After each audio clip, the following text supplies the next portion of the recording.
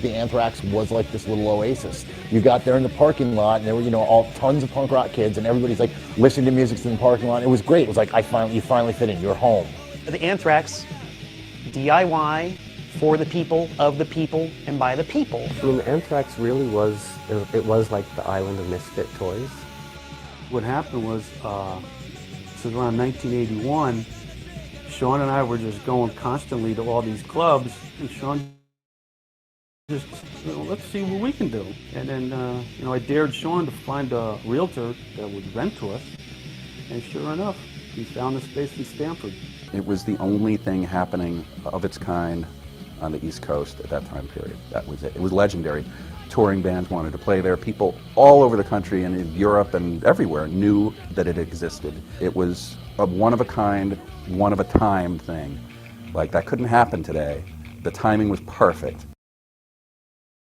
In New York, I lived in Westchester. So I used to go to shows in Connecticut, though, because my dad worked in New York, and he hated New York City. And so, I'm 15. Hey, Dad, can I go to New York City to see Black Flag? Are you kidding me? You can't go to New York to see Black Flag. Somehow or other, he would let me go to Stamford, which is probably like the worst neighborhood than Lower East Side at the time. And I used to go shows at the old Anthrax. We love playing the Anthrax. I think that really helped us to go even further north and then go and play, in Boston, right? And have those, that Boston environment, which was, I'm not saying Connecticut was a young scene, because Connecticut, Jordan from Revelation Records was based in Connecticut, so they had something happening. But then you go and you play Boston, which obviously has maybe a more storied scene. With CBGBs, your heart starts pumping. You don't know where you're gonna get. You're walking down Bowery or Bleecker and you're going to the fucking show and you're thinking about it all day, you're thinking about the night before. It's heavy. Same with the old Ritz, Pyramid 2. The Anthrax, I felt like it was a little bit more of our own kind of club. And, I could sort of breathe and chill. All like the school in that fucking town was straight edge. Wide awake, up front, all that shit. They might not have been, but that was my take on it.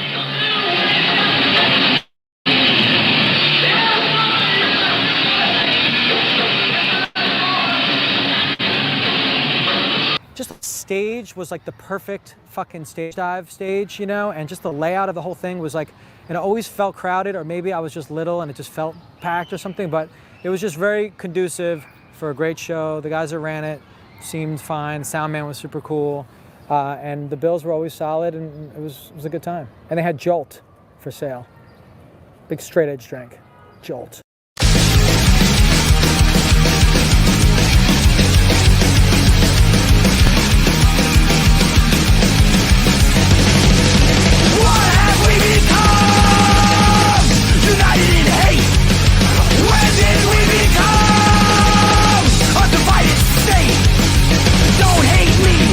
I'm not like you, don't hate me, it's just a point of view. When did we become divided by hate? What have we done?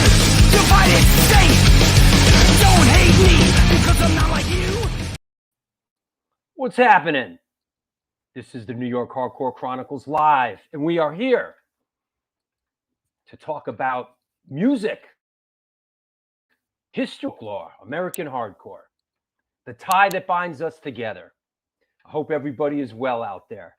I'm looking forward to today's show, and I hope you are as well. Is that right, Ray Hogan? The Anthrax saved my awkward years and led me to far less extreme modes of destructive behavior. This is an important one for me. Well, good, buddy. If it's important to you, then it's important to me, Ray. So Debo, rep that shit, bro. Come on now. Good. Yeah, I love that bit that Sammy Siegel just said about Jolt. Jolt Cola. Does Jolt Cola even exist anymore? I don't think so. Jolt. They had Jolt. I gotta ask the guys about that. Is that what was served at the Straight Edge Club? Jolt. I want Jolt. What can I say? What's up, Alan R? Yeah. All the sugar, twice the caffeine. Is that right? And Jolt was like, it goes back, but it was like real sugar and twice the caffeine, not like corn syrup and shit like that, Yes. Jason, what's up, brother? Yes. Today is the Anthrax and retrospective, and Sunday I'm live from Government Issue. So Jolt still exists, is that right? Let's drink Jolt and make a scene. Jolt with Pop Rocks. We're on to some Jolt shit today.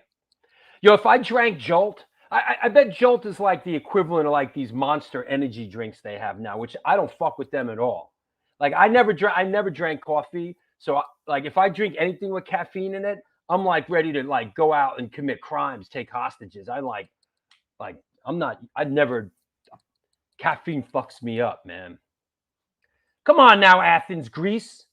Good to see you, man. Stelios, our good friend in Athens. Good, buddy. Good to see you. Jolt makes your teeth furry. All right, enough on this Jolt talk. Let's bring on the one, the only hardcore shutterbug, Stephen Messina. What's up? To Jolt or not to Jolt? I drank a ton of Jolt in college. I really did. I used to have them lined up along the top of the cabinets, like bowling pins. Like it was like a conquest. It was like I'm proud of the fact that I drank all this Jolt. Right, that I didn't sleep for 40 years, basically. Jesus, man. If they do still make it, and they used to have Jolt gum as well.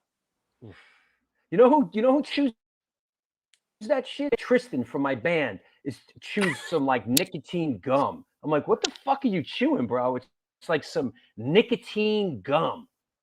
Well, no, this was caffeine gum. Did you ever go to the Anthrax Club? I never did. I yes, because you never did. You never did because you were busy worshiping Satan out in Long Island. Yes, absolutely. Satan forbid us from going to Connecticut at the time. Listen, I'm busy worshiping Satan. You were a metal dude. You were like out there, like, fucking Manowar, Venom. Like you were crazy. What about you? Well, did you go to the Anthrax? I did not, and I'm going to talk about it when the guys come on. Oh, okay.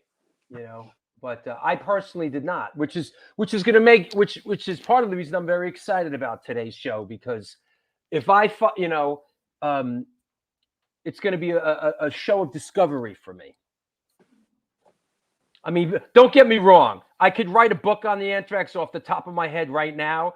Right. But because I did the films and all that, but I did not physically go there. For some reason, I used to go to shows at Toad's Place once in a while, but that's about it for Connecticut. Listen, bro, I'm in New York City and in CBGBs, I still don't give a fuck if they blew up the bridges and fucking tunnels and I never left this island. I wouldn't fucking care, man. Anyway, let's do photo of the day. Let's just cut right to the bone here. Does anyone, right answers only, please. Does anybody know who this is? Because I did not. Right answers only, please.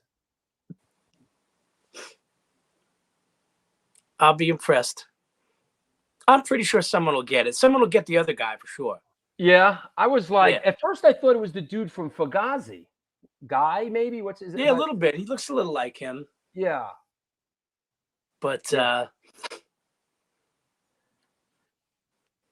anybody. Damn, looks familiar. That's what I thought. I thought it was Fugazi also when I saw it.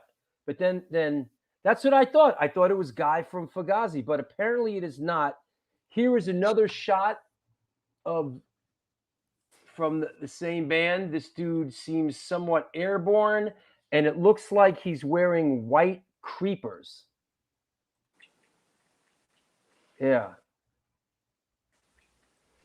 No, it's not Walter. No, it's not Walter Quicksand. No. That much I know. Nope. Is it Yellow Man? Yo, you see what Yellow Man looks like these days? I saw a clip of Yellow Man, like, performing. Wow, that shit was scary, man. Oof. Is it Shift? Good call, though. Here's one more shot. I'm telling you, man, I didn't know. I didn't get it. So I think this guy will give it away. you think so? Yeah, I think he's more visible. All right, here's the last shot. Who is this band? Who is this band? Oh, somebody got it. I figured. Yep. Is it Tom Capone? Ha! Good one. Is it Rival Schools? No. Gregor, you're right. Yes, Gregor had it first. Is it Anti-Flag? Is it Anti-Flag? Yes, yes, and yes. Yes, on all counts. This is Anti-Flag, as a matter of fact. And this is going back to 2005 at a place called Mulcahy's in Wanto, Long Island. And which was Anti-Flag supporting Bad Religion.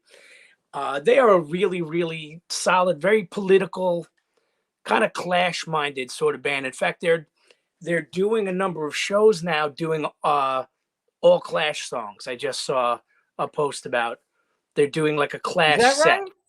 I'd like to see that. Yeah, no, they're really, they got a bunch of records out, and they get a little preachy for my taste sometimes. Yeah, I just looked them up. They're like a band that peripherally I know them. I've never seen them, and I don't know a lot about them. But I was just reading about them. Well, Gina seems to, she not only likes them, but she loves them. There we go. Okay. See that? Yeah. They're definitely in the political tip. They've done some stuff with Tom Morello. Really catchy though. They write some great songs. I mean, and great Learn live. something new every day. Yeah, Hey, I got another photo just to go on a tangent. A photo you took the other night down at the Halloween parade. Yes. Look at that. Right? There you go. That was a fun night. Yep. And I'll tell That's you, right. Yep. I'm not lost on that red guitar, man. When you handed me the guitar to get the case for it, and I was like, this is the fucking guitar right here. That's the guitar, bro. Oh, Best Wishes, Revenge. That's the guitar. I mean, yep. That was a lot of fun. We had a lot of fun. Couldn't move much, but right. But we had fun at the parade. Yeah, we were we were shooting a music video for Agros, Paris's new project. So yes, it's true. Paris and I are actually working together again in some capacity, at least on that night. It was great. It was a great night, man. It really was. That was a lot of fun. And I can't wait to see what he does with everything, like when you're watching all the pieces be put together, Yeah, man. Yeah, good stuff, man. Absolutely. We'll see. There's a lot going on. All right, man. Well, you're not working this week? What's going on? Yeah, I'm home. I'm home this week. It's my last vacation week of the year. Getting a tattoo tomorrow, and a tattoo. Who the fuck gets tattoos? I'm getting a tattoo. What are you, a fucking sailor? I am. You know what I'm getting? Mom? Yes, as a matter of fact. You're not going to be able to be buried in a Jewish cemetery if you have tattoos. I was that close. I'm going to take a second here. My mom is a tremendous photographer, and she is basically the person who inspired me to pick up a camera. And all through the late 70s and early 80s, she shot with the Canon AE1. Oh, and yeah, of course. I am getting a Canon AE1 right on my wrist right here. And instead of Canon, it's going to say Mom on it. You people and your tattoos. Crazy kids. Crazy kids. Hey, you coming down to the show on Friday? I will definitely be there. Sure. I've heard that. Yeah, I like that. I will definitely be there. Like New York, I will definitely be there equals. Yeah, I have no intention of coming whatsoever. That's like some New York hardcore shit. Bro, I'll definitely be there equals. Yeah, sure, pal. Yeah. That's like a Scott Earth rant when he gets going. Why are people coming to see this way? Come on, Scott. He's passionate, man. He's passionate. I love Scott Earth, man. All right, I'll talk to you later. AOD and Incendiary, that's going to be a fun day. Sure is, man. I'll talk to you in a bit. Fun day. We're going to a nighttime Bowery Electric show? What's up with that? I know, bro. It's fucked up. First off, I can't function past 6:00 p.m. That's why we only play matinees. So the fact that we're playing at 9:20 is a horrifying concept to me. Someone's going to nudge you to wake up just in time for showtime. I'm going to be fucking... I go to sleep getting on stage at 9:20. Fuck that. Listen, I was saying the other day, you know what I'd like to do, which has never been done? Put on a show at 9 in the morning. I'd love it.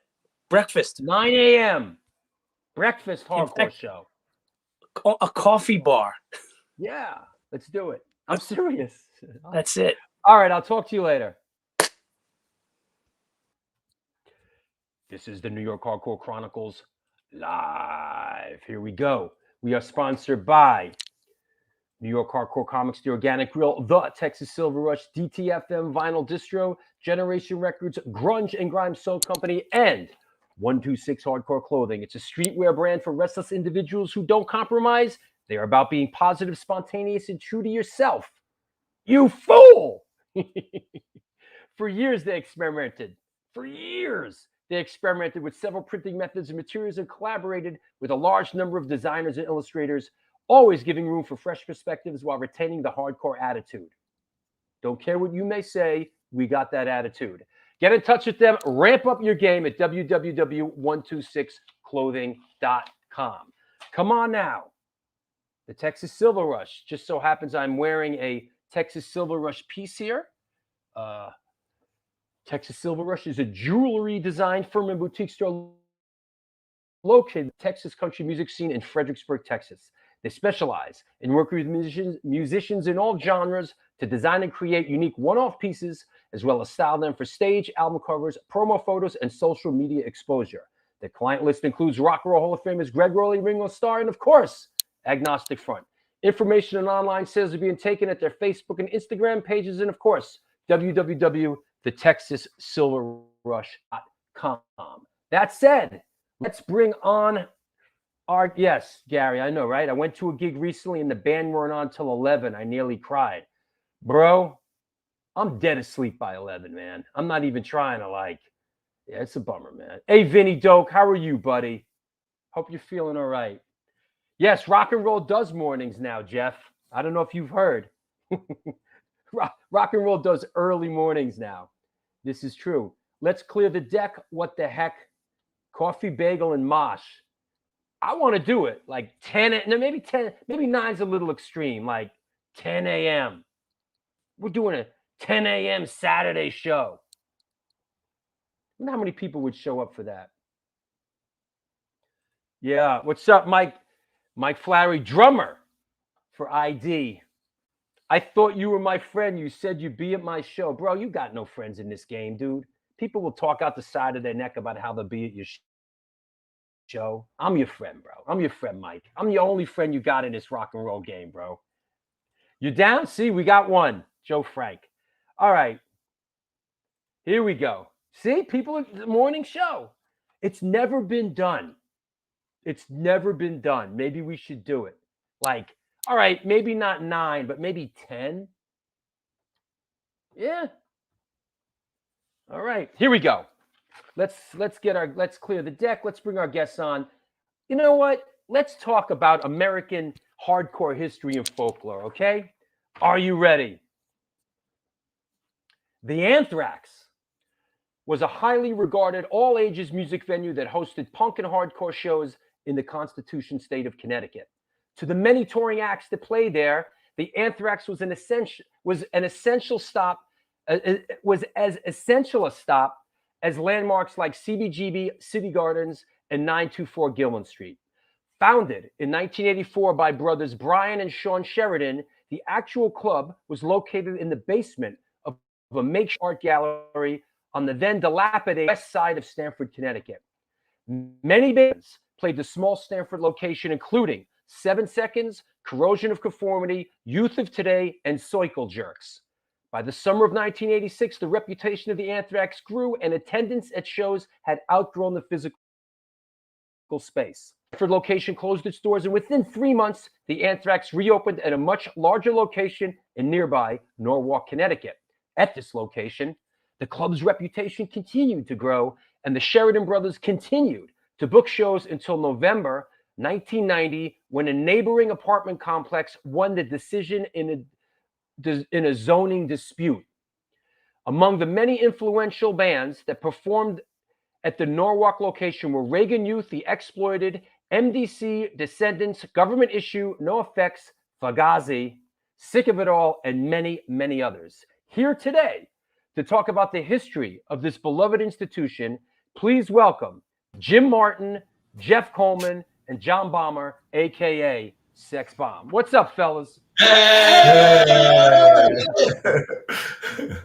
Good. All right, good. Let's have some fun with this, man, huh? Hey, Drew, I gotta say, thanks for having us. This is really great, and we really appreciate it. And you do a fantastic show. Got to get that out of first thing, and it's an honor to be on this show with all the guests that you have to be among them. It's an honor. Well, it's my pleasure, bro. And honestly, in my world, there's room on the boat for everybody, you know. And you know the grassroots guys are where it's at for me, you know. The Metallicas and the Cyndi Laupers and all that, that's cool, but you know, these are my roots here, and this is what excites me. So let's jump into it a little bit. Now, I think I wanted to say that you know this show is going to be a bit of a learning experience for me, and like the way that I make my films is like I don't like to know everything going into it. I like to discover as I go, in the hope that the viewer, if I find it interesting, you know, in the process, then the viewer, you know, will as well. So that's the way I'm approaching today's show, because I never set foot in the Anthrax. I'm a New York kid. I grew up in New York City, and I had A7 and CBGBs, and I never got in the car or the train and went up to Anthrax, the Anthrax, when it was in Stamford or in Norwalk, and when I was in the High and the Mighty, and then I joined Antidote, and neither of those bands played it. Yes, and the truth is, I did live in Stamford for a while as a very young kid. But let's set the table here a little bit, and let's kind of to it. The roots of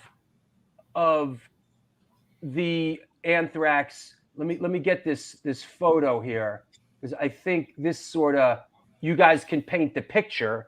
You know, from what I understand, the roots of Anthrax really trace back to Pogos. Is that correct, yes. Bomber?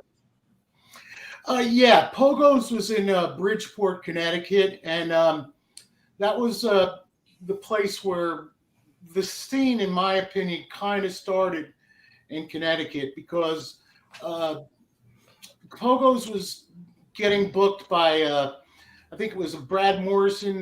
The radio station was PKN, and he was a DJ there. And I think Mark Mulcahy, another person, they used to book shows there. And I saw some of the greatest shows of my life at Pogos. I mean, the ones that stick out the most, the Bad Brains, of course. We're talking about a really small club. The Bad Brains played there one night, and they just tore that place up. Everybody loved the Bad Brains. I think the bass was so loud, supposedly it blew up the fish tank that was in the top of the stairs at Pogos. And here's a shot. This is Misfits at Pogos. Yes, that was the other greatest show ever there. And it was one of the most violent shows I ever went to. There was some heavy-duty slamming, and the Misfits played, and they were totally awesome. I was a big fan, from the get-go. I have a fond memory of seeing Doyle and Jerry in the ladies' room of Pogos, which is really, really small. and they were putting on their makeup before the show in the ladies' room, and they played a great set. And my friend got his Walk Among Us, I think it came out, and they were signing copies. And Doyle did this great picture of El Caban and drew it on the cover of the Walk Among Us album. I wasn't into autographs then. I wish I had gotten that myself. But by the way, the RS70 asks what year. The Misfit show I have as December 18th, 1982. Right. Yeah. Well, and I think the Anthrax started around 82, around that time too. Right. So I guess hold on, one last Pogos thing, and maybe Jeff, if you got any Pogos perspective, or Jim, here's a Pogos ad. I mean, this is, obviously they had some heavy hitters coming through. Here's Flipper, I wonder that Flipper show is probably maybe the show I may have jumped on stage and sang Sex Bomb with them, and that's how I got my nickname. Is that right? Yeah, and I sang it with the Vatican Commandos a few times, the song, because it's the song that I could study the lyrics and learn them and memorize them. It's a joke. Got it. I got it. Yeah, I never forgot the words to that song, unlike other bands I've tried to sing for. Got it. Anyway, Murray asks, is that the show where you got your name? So maybe it was. I want to say yes, because I did sing it with them. But anyway, some of the shows at Pogo's were phenomenal, though. I mean, I went on weeknight, saw Kraut, and I think me and maybe 3 other people were there. And just to impress the band, I dumped a bucket of water on my head, but that was like just one show. The Gun Club played there, and I played pinball with Jerry Lee Pierce, and that was like a fantastic show. We used to party a lot there, but I had one bad night there, and I have to tell the story real quick. Is the night I broke my jaw. Me and my friend went there, and back in those days we used to take pills and stuff and drink.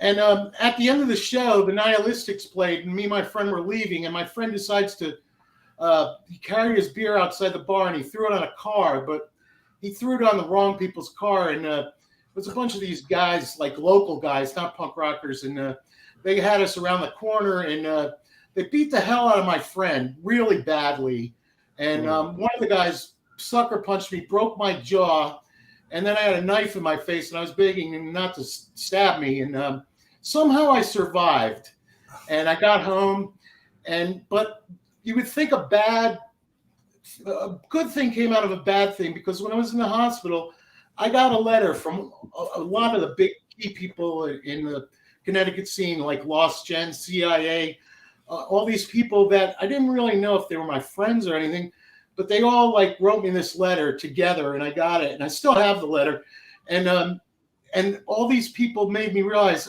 I actually have all these new friends, because I kind of ditched my old friends from high school because they got into hard drugs, and suddenly this was where I needed to belong, I discovered. And my friend never went to a hardcore punk show again. That got beat up, but that's sad. But I stuck with it, and Pogo's is where I met Jeff. I had a friend, Jeff R. He was really big on the scene. He introduced me to Dave from AOD at Pogo's, and that was the beginning. And then there was a benefit for the Anthrax Gallery at Pogo's, and it got rated too. And did you want to say something? Yeah, actually, you were asking me. That's how I met you, from the Anthrax show. That was probably the show, actually. And what happened was, I did not have a ride to get back. I was looking for a ride, and John, you were going to Stanford. I joined with you, Maury, and Chris. And was there anyone else in that car, or was it just 4 of us? Jeff, you're talking about a long time ago. I love that. Hey, Jim. So Jim. So we got the sort of Pogo's prelude. Could you set the table for sort of, the brothers that had the idea of forming the Anthrax and how it came about? Yeah, I mean, Does Jim want to interject? No, Yeah, no, but- you can do it. I'm listening to Well, you guys. I'm loving No, it. Jim, Well, I want to hear from you. You want to hear it from me? Well, I wasn't there at that phase, so you might No, want no, I gotta I tell it. digress. I gotta tell it. Yeah, I digress. What to my happens? Here's the situation. I used to hang out with these crazy guys, and they were like partying Beavis and Butthead type people from high school. And I used to go to this bar in Stanford, and I would play tapes. I was kind of like a DJ, and the bartender liked it. You know, new wave, soft cell. Once in a while, a Dead Kennedy song might slip in. And my friend said, "Hey, listen, you got to meet these guys," because I went to Stanford High, and Brian and Sean went to Stanford Catholic High. And I had no. You went to. I went to Stanford High, huh? and the two brothers went to Stanford Catholic High. I once went to a remember party both at these the house. schools. What's that? I missed remember that. both those schools. Oh yeah, and so we went to this bar, and my friends grabbed me and they said, "You got to meet these guys. They're into the same kind of stuff you are," with meaning like new wave and punk and whatnot. I said, "Okay," and then I met them, and we hit it off like and became friends. And they were talking about starting a club because Sean had already been to the scene a little bit because he went out to the West Coast and he saw some shows out there. And then he also at around that time period was had a fraternity in Salt Lake City where he went to college. And yeah, that's Sean. And he put on Minor Threat. He put on Minor Threat at his frat house in Salt Lake City. There actually is a flyer I've seen of that show. And the Massacre guys played too. And they were eventually guys that went into the Descendants. But that was kind of where he got into that whole, yeah, you could do a show yourself, because he did a show at his frat house with Minor Threat. So then we got together and decided, you know, they really got the thing in motion by Sean getting the place rented. And we helped build it and set it up. And that's the office in the old Anthrax, because I could tell by the brick. And that's Brian shared in on the phone. That's his brother. Yeah, Brian was, he was, did a lot of the booking and stuff. And Sean was, you know, his right-hand man. And basically those guys decided to do an art gallery and do bands in the basement. And the first show that I recall was the one with Bad Posture, the Moberlys, and Cryptease. I think Simon Chaudier, New York famous rock person, he was in Cryptease, I think. Simon, the Moberlys, Simon who plays in Butterbrains sometimes. Yes. And Yeah, Simon was in Cryptease. Yeah, Simon, who was in Joey Miserable and the Worms. Yes, yes. Yeah. But he was in Cryptease also. And I have to give him a mention and shout out because he's a New York person. And he was one of the first bands ever to play the Anthrax. Besides Bad Posture, Four-Way from California. He was like 7 foot tall, and his head definitely hit the ceiling of the basement. And they were great, Bad Posture. And the Moberlys were a fantastic Here you go. pop. This is the first show is Bad Posture and Ultraviolence and the Young Republicans. And I was at that show. I wonder what year this is. We got the book here. I don't know. Jeff could see here. He wants to look Yeah, it up. but this is the earliest flyer I have. There it is. Yeah, you said Bad Posture, Ultraviolence. Let me get my reading glasses. Adrenaline OD on the 7th. Violent Children. It was 1985. Wait. Oh, that was 85? That Posture Ultraviolence. Wednesday, September 28th. Yep. What year? 1983. 83, that is. On a Wednesday, September 28th, Bad Posture, Ultraviolence, Young Republicans. Okay, I have one that predates that. This is January, February, March, April 16th, 1983. In my archive, this is the earliest Anthrax flyer I have. I don't see April. No, this is at Pogo's. I'm sorry. This is an Anthrax benefit at Pogo's. Yes, that's the show that got rated. And all these guys, like young kids like Ray Capo and those guys, hid under a pool table. But somebody had to take a piss. So then they took a piss, and the piss was going down the pool table. And the cops, I think, chased everybody out. But that benefit was rated. But that's the start of the Anthrax, because that helped, get a few bucks too to get things going. And these were some sort of bands that ended up being like classic Connecticut type bands: CIA, Reflex from Pain, Vatican Commandos, Violent Children, right? Yeah, so all those bands just kept going through the scene to the end almost. To most of them. Here's a good question: why did the show get rated? Because cops were they knew there was underage kids going in that place. Minors. They were just minors. Damn. But yep. So, but that was the thing too. I mean, that Pogo's was not a place for young kids, so we needed the Anthrax so the young kids could have a show and not get bugged by the cops and whatnot. Oh, right. What now, were you saying? I wanted to say is on that. What happened was I remember when Pogo's didn't last so long. I mean, I think that's one of the reasons why they closed, because maybe they were losing money on liquor license. And when Pogo's was gone, Anthrax began. But just a little about the Anthrax, that whole area there, that was downtown Stamford, Connecticut. Yeah. And the Anthrax was right across the street from the rehab station. Whatever, like people went for rehab. And it wasn't like the original Anthrax club in Stamford was like literally on the other side of the tracks, right? Oh yeah, because if you took a walk up the street, that was called the Hill, and that's where you could cop a nickel bag. And lots of bands went up the hill once in a while to get some.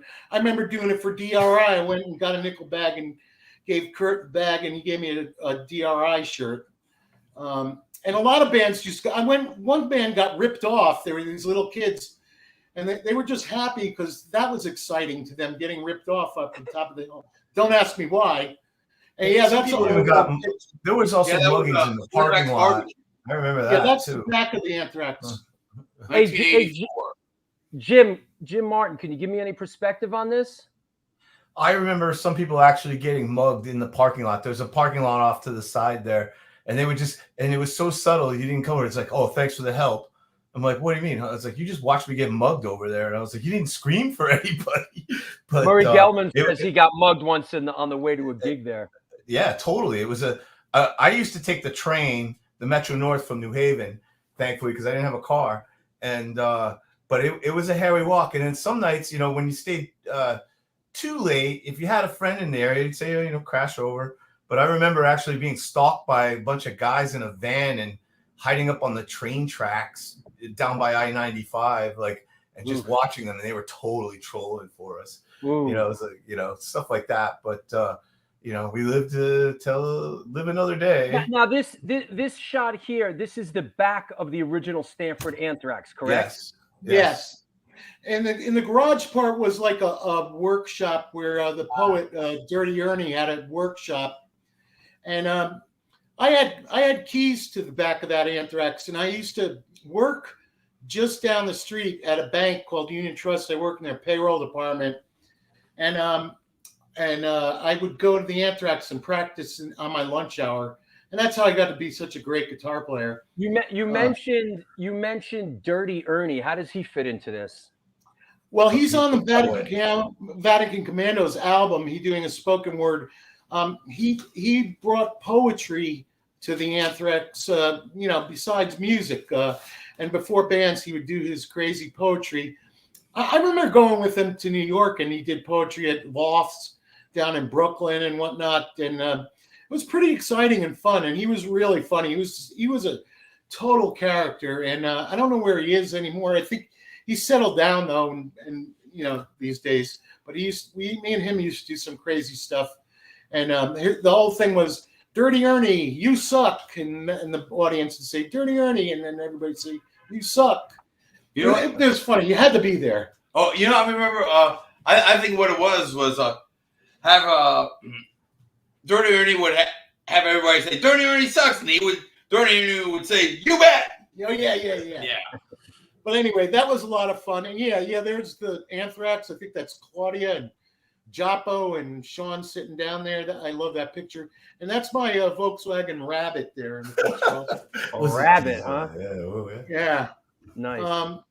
But yeah, I had the keys to that place, and I had the keys to both Anthraxes, the ones in Stamford and Norwalk. So those guys kind of trusted me. I was the janitor there. I was the bouncer. I was the court jester. And we were actually, I want to say we were pretty much the house band at all of those Anthrax. And when you say you're talking about Seizure, correct? Yes. Yeah. Okay. We got a lot of shows with Brian and Sean at both Anthrax. Some of the greatest shows we played in our lives, and it was so great. And we were so lucky. And it was a lot of and Jeff, you played Jeff. I'm a you drummer. played Seizure, right? Got it. What's that? Yes, he's a drummer. Yeah, it's a cool flyer.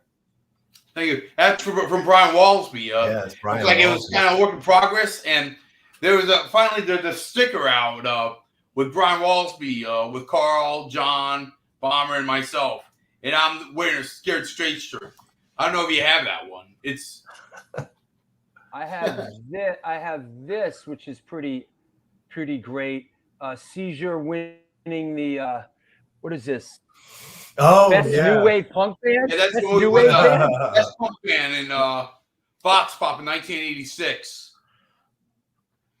Yeah, that's the old band. And we got to say, John Monero there on the right, our bass player.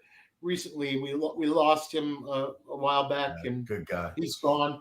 There's a lot of people, I guess I want to quickly mention, that are gone that were at the Anthrax. Go ahead. Bill the sound man, rest in peace. He did the sound at both Norwalk and Stamford, probably like every show. He was there all the time. He was the drummer for 76. He was the drummer for CIA. Really great guy. Rich Salvo was in Contraband. We lost him a while back. And then there was my best friend, Jack, who I did Dumpster Dive Fanzine with. And Jack was in the Wussies. He passed away of AIDS. But he was a hemophiliac, and he got bad blood. Because back then, junkies would sell their blood. And Jack needed blood because he's a hemophiliac, and he got some junkie's blood, and it killed him. But, there's a lot of... Here's an interesting question here. Did Antidote play the Anthrax ever? I don't think so. I've never seen them. Let me address this question, because I was in the High and the Mighty. We didn't play Anthrax. We were A7 band. We didn't make it up there. But then I joined Antidote in 1984. Actually, because we were talking about in the pre-show. This is April 21st, 1984. This is the first show that I did when I joined Antidote at the Rock Hotel here in New York City. Toxic Reasons, TSOL, Antidote, and 76% Uncertain, right? This was in 84 when this is the first show. And of course, 76% Uncertain was a real Anthrax Connecticut band. But the way that it was explained to me by the guys in Antidote, which story at the time, Arthur Googie was who played drums in the Misfits, was the drummer in Antidote. He played on Thou Shalt Not Kill, and when I joined Antidote, he was in the band. The way that it was explained to me was that I guess Antidote was supposed to play the Anthrax, and they came up. They walked into the place, took one look at it, and said, "Yeah, fuck this." Turned around and drove back to New York. But that's A7. That's the way it was explained to me. Is that Arthur Googie took one look at the place and was like, "Forget this. We're not." No. I could see that. But on the other hand, you have a person like Leonard of the Dickies. When he first came to the Anthrax, and we played with the Dickies at the Anthrax 83. in '83. Leonard was quoted as saying that the Anthrax really reminded him of the Mask in California. Here's and Leonard. Here's Dickies at Anthrax. Well, Yeah. Yep. And some of those Dickies shows were unbelievable. They They were were just really so good. great. Super good. Yeah, they were I mean, good. you know, They were great back then. yeah, it was crazy because like I was in college and I bought the Dickies album and I wasn't in a band and there was no Anthrax and I said, oh my God, this is the greatest band ever. And me and Sean saw the Dickies. I think it was one of the first shows I went to CB's play. And then to actually flash forward and get a gig and be playing with them was amazing. I remember that. Oh, I got a story between that. I remember John and I were messing around with each other when the Anthrax was being closed, and Brian's like yelling at us to stop. And I'm like, okay, all right. Jack Edis took that picture. Yeah, Brian's yelling at us because we were being bad. Thank you for publishing that, Drew, because I had that in mind. But that art gallery was really great, and there was a lot of great art gallery shows. I remember once these guys like put all of these plastic bags of food and stapled them to the wall, and about 2 weeks later, it was disgusting. Like it was like a performance art in progress piece. Sometimes it's performance art goes too far. Henry Rollins in that picture performed spoken word in that space. Probably one of his first early spoken word Jeff, shows. is this Stanford or Norwalk? Stanford. That's Norwalk. Oh, it's Norwalk. Yeah. Yep. Yeah. I don't even remember that picture. Hey, who took that picture of me? I don't know. I found it. Oh, wait, that's an Amy Papuda comic. Well, you look like you haven't aged a day, bro. So, thank you. I'm 59 years old.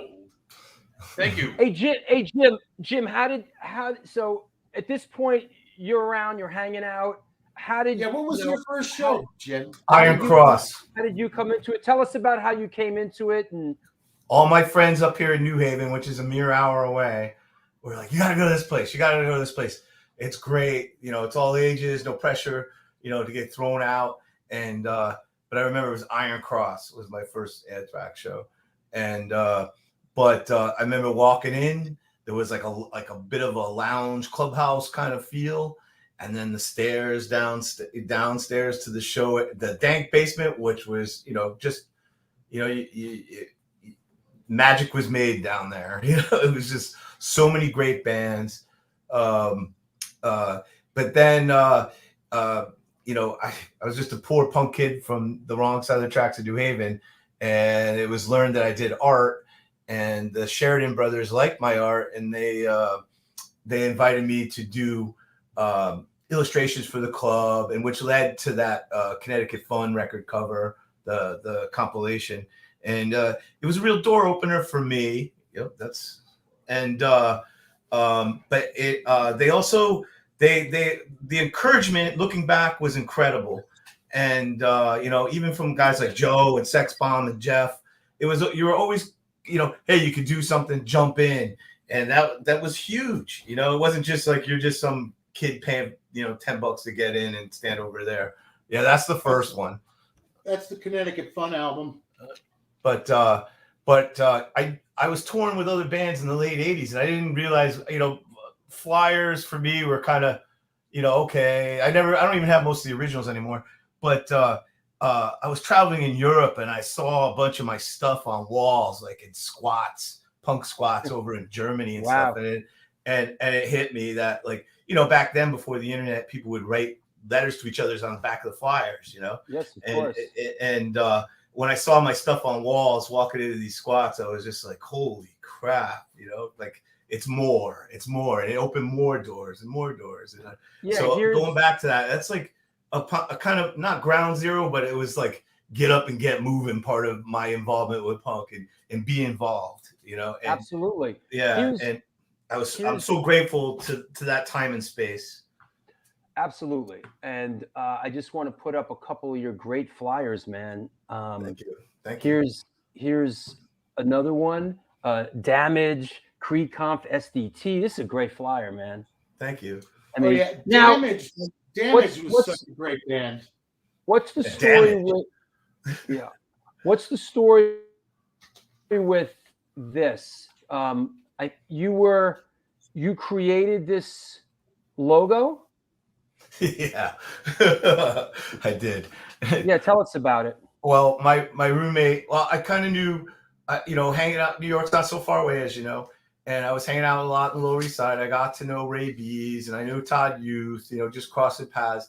And Ray of Warzone was going out with a girl from New Haven, and he found himself in New Haven all the time after the train stopped running. And that girl's mother, you can't let your boyfriend go here. So of course he would wash up at my mom's house and sleep in the den, and super nice guy.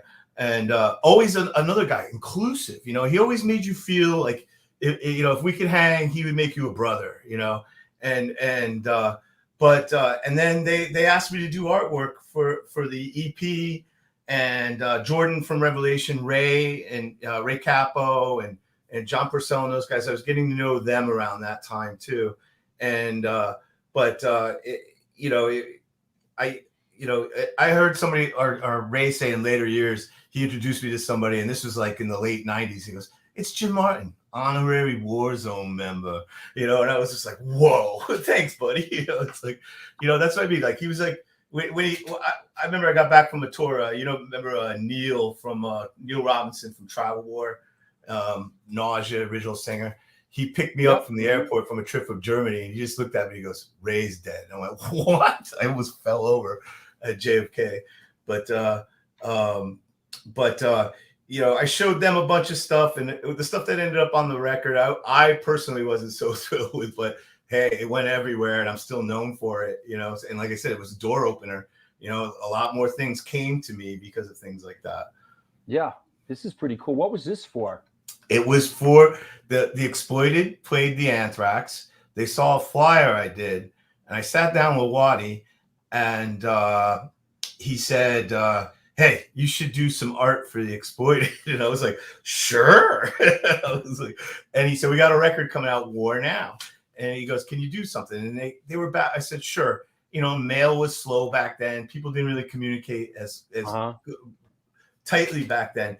And I was on another tour in Europe, and I saw the record had come out, and it wasn't my art. And I said, something must have happened, like whatever. So the next, I want to say about a year later, crossed paths with Waddy again, and he was apologetic, and he was buying me whiskey, and this and that. It was no ill will. But then I was in Europe, and I was in some record store in Amsterdam. There was Exploited T-shirts, and that was on it, like the selling. Here you go. Those kiosks. Good old Waddy. Yeah. Take a number and get at the back of the line, right? Yeah. Good old Waddy. Wow. He used your art for T-shirts. Yeah. Hey. What can you do? I want to interject on it. I got my name around, though. It's a bit of a trade. One thing we want to mention, maybe too, is speaking of the Exploited, there was another club too, really early on, called Brothers, and I saw the Exploited, and I saw Suicidal Tendencies, and those bands. Those were the first time they ever came to the East Coast. And the Exploited was the first time ever to America, I want to think, maybe, at that show. And me and Jim Spat from the Vatican Commandos interviewed the Exploited at that show. And then later on, Seizure played with Exploited in 1988. And when we were early Seizure, we used to cover Dead Cities. Right. I think we played it at CB's. We love the Exploited. Going back to Mark Little, am I pronouncing that right? Mark Littell? Littell. Mark Littell, thank you. He just sent me this. We're digressing a bit, but this is Bad Brains at Pogo's. Oh yeah. Cool flyer. Wow. Mark is an archive. Yeah, this is probably 82, right? Gotta be. It's just, it was like, I wish I could relive that experience, because dancing on the floor to the reggae set, like people used to complain about the reggae set of Bad Brains. No. Dancing on the floor of Pogo's with HR It was like a spiritual experience. It was so great. I can't explain it. I wish I could go back to that moment when they were playing Pogos. It was such a great show. I also remember Bad Brain sets though with, you know, if you'd seen them in those days, you know, come out heavy and hard, you know, for 3-4 songs, play a reggae song, mellow out a little bit. Yeah. Another 3-4 songs hard, another reggae song, another 3-4 songs and out. And it was such a roller coaster ride. Well, that's what I remember. I was like, absolutely. wow. Yeah, that was part of the magic of the Bad Brains. I mean, I saw them in 81, 82. I saw them many times in 81, 82. That was sort of the unique dynamic that the Bad Brains had that nobody else had. Nope. They'd come out and blow your head off, then do a reggae song, and everybody would kind of catch their breath. But it was good. It was good reggae stuff. It was like, it was, you know, and then they'd blast a couple more hardcore shows and everybody would beat the shit out of each other. And then there'd be another reggae. It was like nobody had that dynamic at the time. Well, I just remember too, their shows before the gig, you know, like the Bad Brains were on the bill, people were super psyched, like happy. Bad Brains are coming on. Oh, you know, it was like, can't wait. You just never saw any other an appreciation like that. Hey, Drew, I got to correct you on something. Earlier in the show, you said about having a show in the morning. I have a recollection of one of the few times I went to A7. I think the last band started at I could have had coffee at 6 a.m. Right. Good one. Yeah. It was the morning when the bands were playing. That's sometimes at the end of the night. I have this flyer as May 18th, 1985. Now, at this point, is Anthrax still in Stamford, or did they move to Norwalk yet? 1985 was still in Stamford. It moved in 1986. Okay. So, John, paint the picture. Why did the brothers close the place in Stamford, and what was the impetus to move them to Norwalk? I think that they had the gallery kind of ran its course, and I'm not exactly sure of the total details of why it ended, because all I know is they did some shows in between. There was like some hall shows at the Black Elks Club in Norwalk. I just think it was they wanted to, kick it up a notch because the place was too small for some of the shows. Like when Black Flag was there and even 7 Seconds. I mean, you're talking about a basement filled with, it was over capacity. It was maybe even definitely dangerous if there was a fire, God forbid. But, I know this is the new club, the Norwalk Club, but here you go. Here's Social Distortion. Social Distortion. I took that picture. Is that right? Yes, I used to take pictures of the Anthrax. Yeah, a lot of my pictures are from Jeff, because I would use Jeff's pictures for my zine, and right. I think I interviewed Social Distortion at this show. So the brothers. Thing. I mean, we started a zine because we had access to all these bands. Me and Jack, and we said, "Hey, we got to start a zine." And Sean from the Anthrax tried to do an Anthrax zine that kind of fell apart. So me and Jack decided to do Dumpster Dive. And I'll tell you, do you know the reason why we called it Dumpster Dive Fanzine? I know. No, why? It's Anthrax related. Right next to the Anthrax was a magazine distributor, and they had a dumpster. And I discovered one day that there was tons of porn in there, and comic books. The covers were ripped off because the stores would return them. The place would rip the covers off and throw them in a dumpster. So many kids compiled their porn collections from that dumpster next to the Anthrax. And we decided to call our fanzine Dumpster Dive because that's what we always did to get all these. I had a pretty good porn collection at one time. Hey. I used to do some dumpster diving and stuff like that, but I'll put the brakes on that because one time I did the dive and fell flat on my feet. I mean, I didn't get cut or anything, but was not a good feeling. Here's Gigi Allen told me once he had sex in a dumpster. This is MDC, right? Yes. Yes. Yeah. Oh, yeah. That's it. I mean, Yeah, they played the Anthrax. Some of them stayed over my house. Oh, yes. I remember. I think one of them had a kid with them. Yeah, it was Alcevitz, the drummer. Yeah, I insisted they stay at my house. I didn't want little kids. Hey, before we take a break, and we're going to have the Women of the Pit spotlight, and before we take a break, Jim, I just want to ask you, maybe you could feel this. I'm assuming, as sort of a bit of an outsider, that the brothers sort of looking at the situation in Stanford and some of these bigger bands coming through, when they moved to Norwalk, did it become more of like strictly a music venue per se? Yes. Yeah. Yes. Yeah, the gallery part of it. Jim?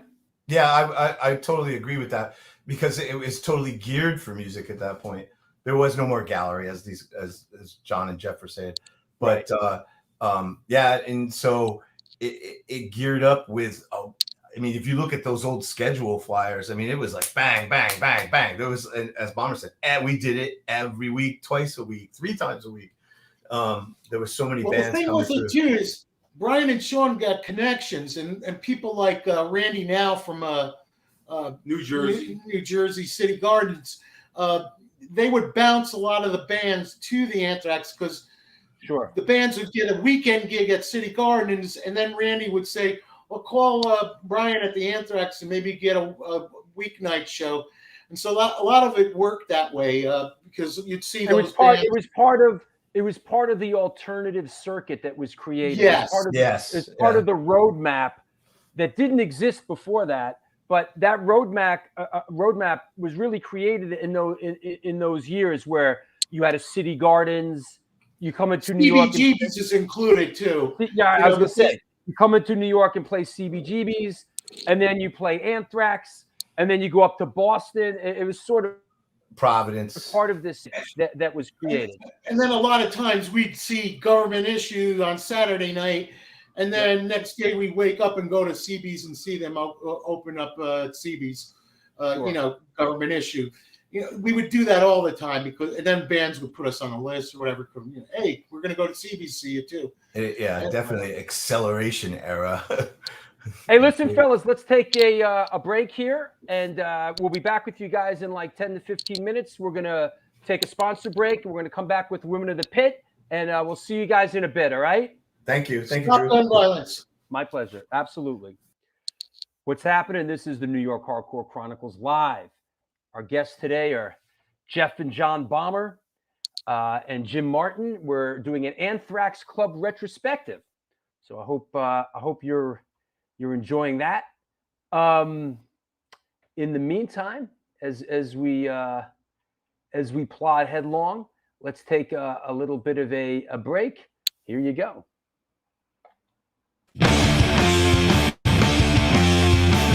Since 1992, Generation Records has been a mainstay of the New York metropolitan area music scene.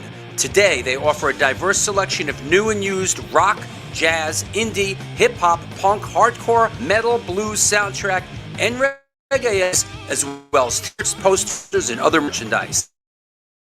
They buy record collections of music memorabilia and will pay you top dollar for them. House calls made for large collections in the tri-state area. Call or email generationrecords@gmail.com and follow them on Facebook and Instagram.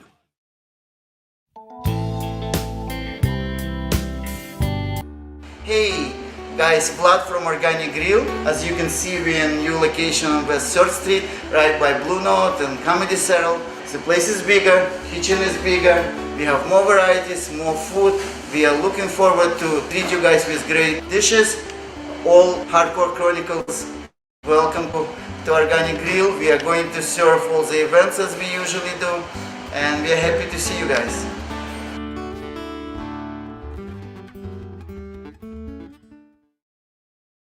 Peace, what it do? Welcome to NYHC Comics at 117 Main Street, Dobbs, Surrey, New York. I'm Debo the Pro with my homie Lee Farley. Welcome to the spot.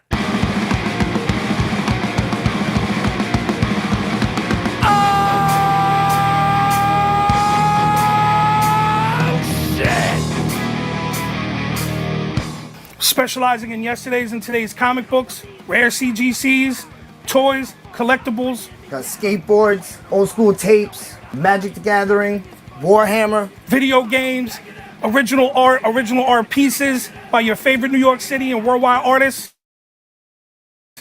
All day, baby. We also have the young readers section here for like 10 and under. The Pops. People love the Pops. Star Wars! We are New York hardcore. We always rep the scene. Let's get it on.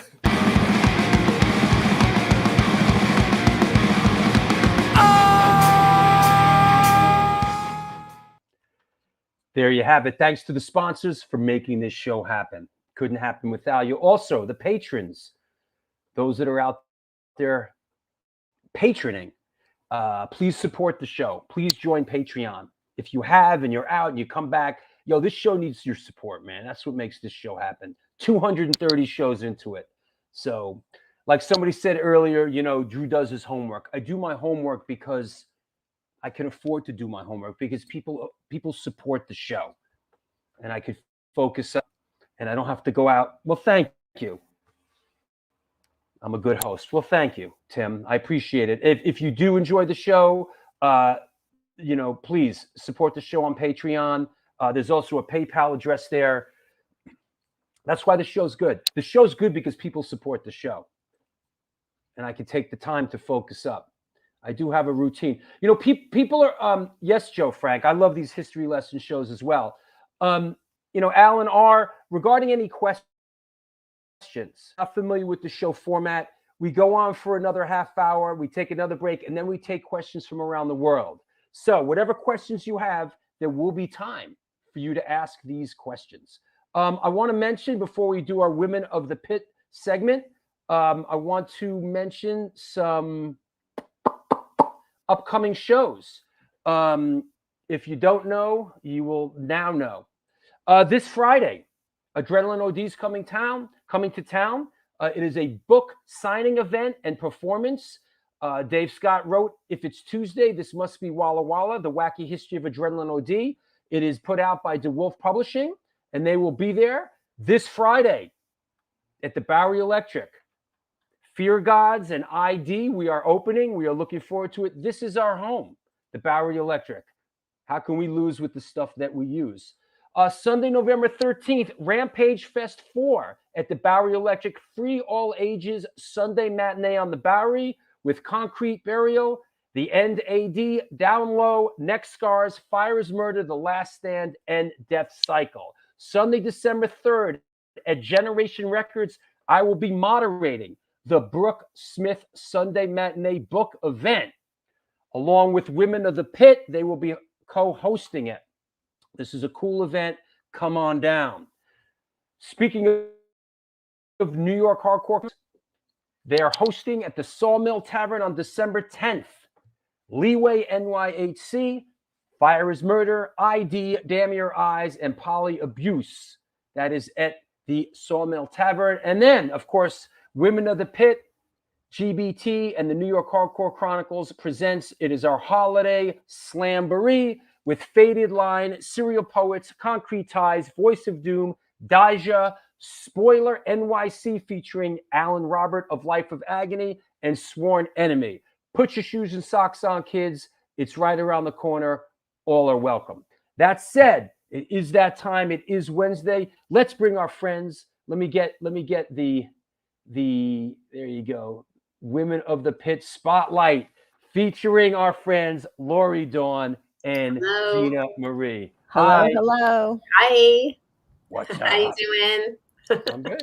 I'm good. So it's a cool show. I love these history shows because it's a time before we were involved, or at least I was involved. So it's always nice to hear like what was going on where, you know. Absolutely. And like I said, especially I outside of New York. Yeah. And I like doing them like, you know, when I wasn't a part of it, because we do so many shows where I was in the middle of it and this and that. I enjoy doing the shows and when I wasn't a part of it and like being like a real interviewer, not like, yo, remember the videos. So I enjoy these shows very much as well. And speaking of Connecticut, Ray Hogan says, "What's up?" Hi, Ray. Hey, Ray. I saw Ray the other night out in Jersey. Yep. Well, thank you, Joe. I appreciate that. He says, masterful job balancing the three guests. Yeah. Bro, 230 shows into it. Good. Well, They had some good stories. I'm excited about today's spotlight. Should we play? Should we start with a little bit of a video clip? Should we do and then do pictures? Okay, here we go. Women of the Pit spotlight. Here we go.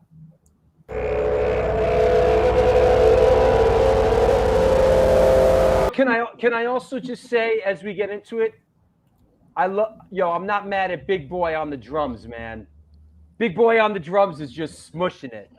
Okay, so this is a band called Concrete Ties. Sometimes we feature bands from around the world. This band is from Massachusetts. However, the singer, the tie-in for the day, Layla, is from Connecticut.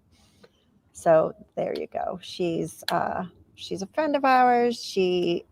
I mean, look at those big burly guys and then her. Yeah. You know? And she slays. She's so cool up there.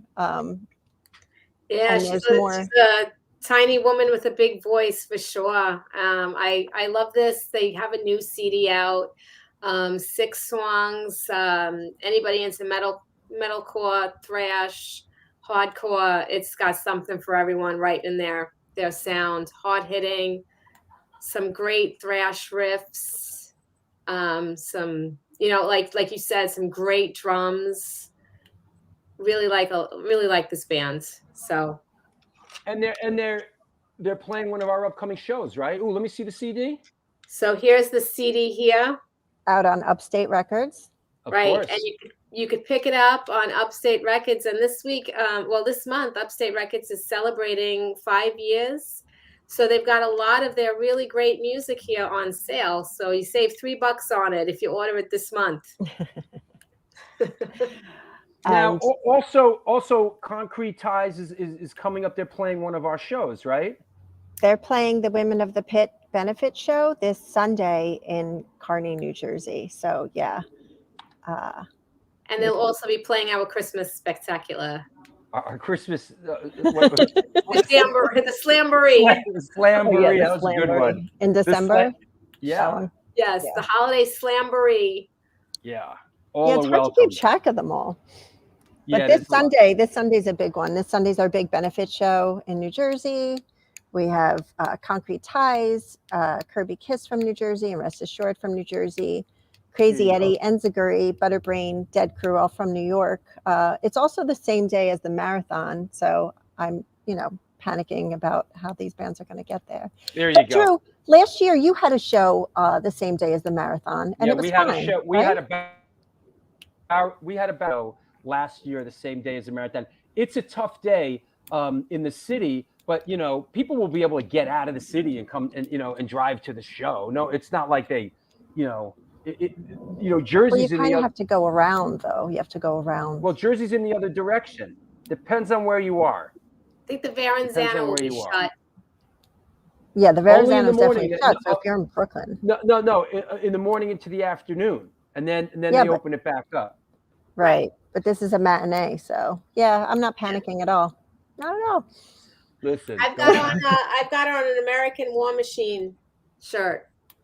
Nice. I got my bullets here. I'm all set to go to war. Hey, Robert got it. Yeah, right. It's American War Machine. That's right. Yeah. All right. They know. Well, cool. The people know. Well, I wish I could come down to the show on Sunday.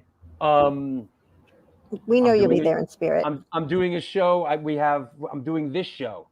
Yes. So with Tom Lyle, and then early the next morning we're going down to be with my dad some more. Oh, that's nice. Yeah. You want to hear something? You want to hear something real quick about what's going on with my dad? That's very interesting. I know a lot of people have asked about my dad, and we appreciate that. So my dad is down in this, let's just call it a nursing rehab, right?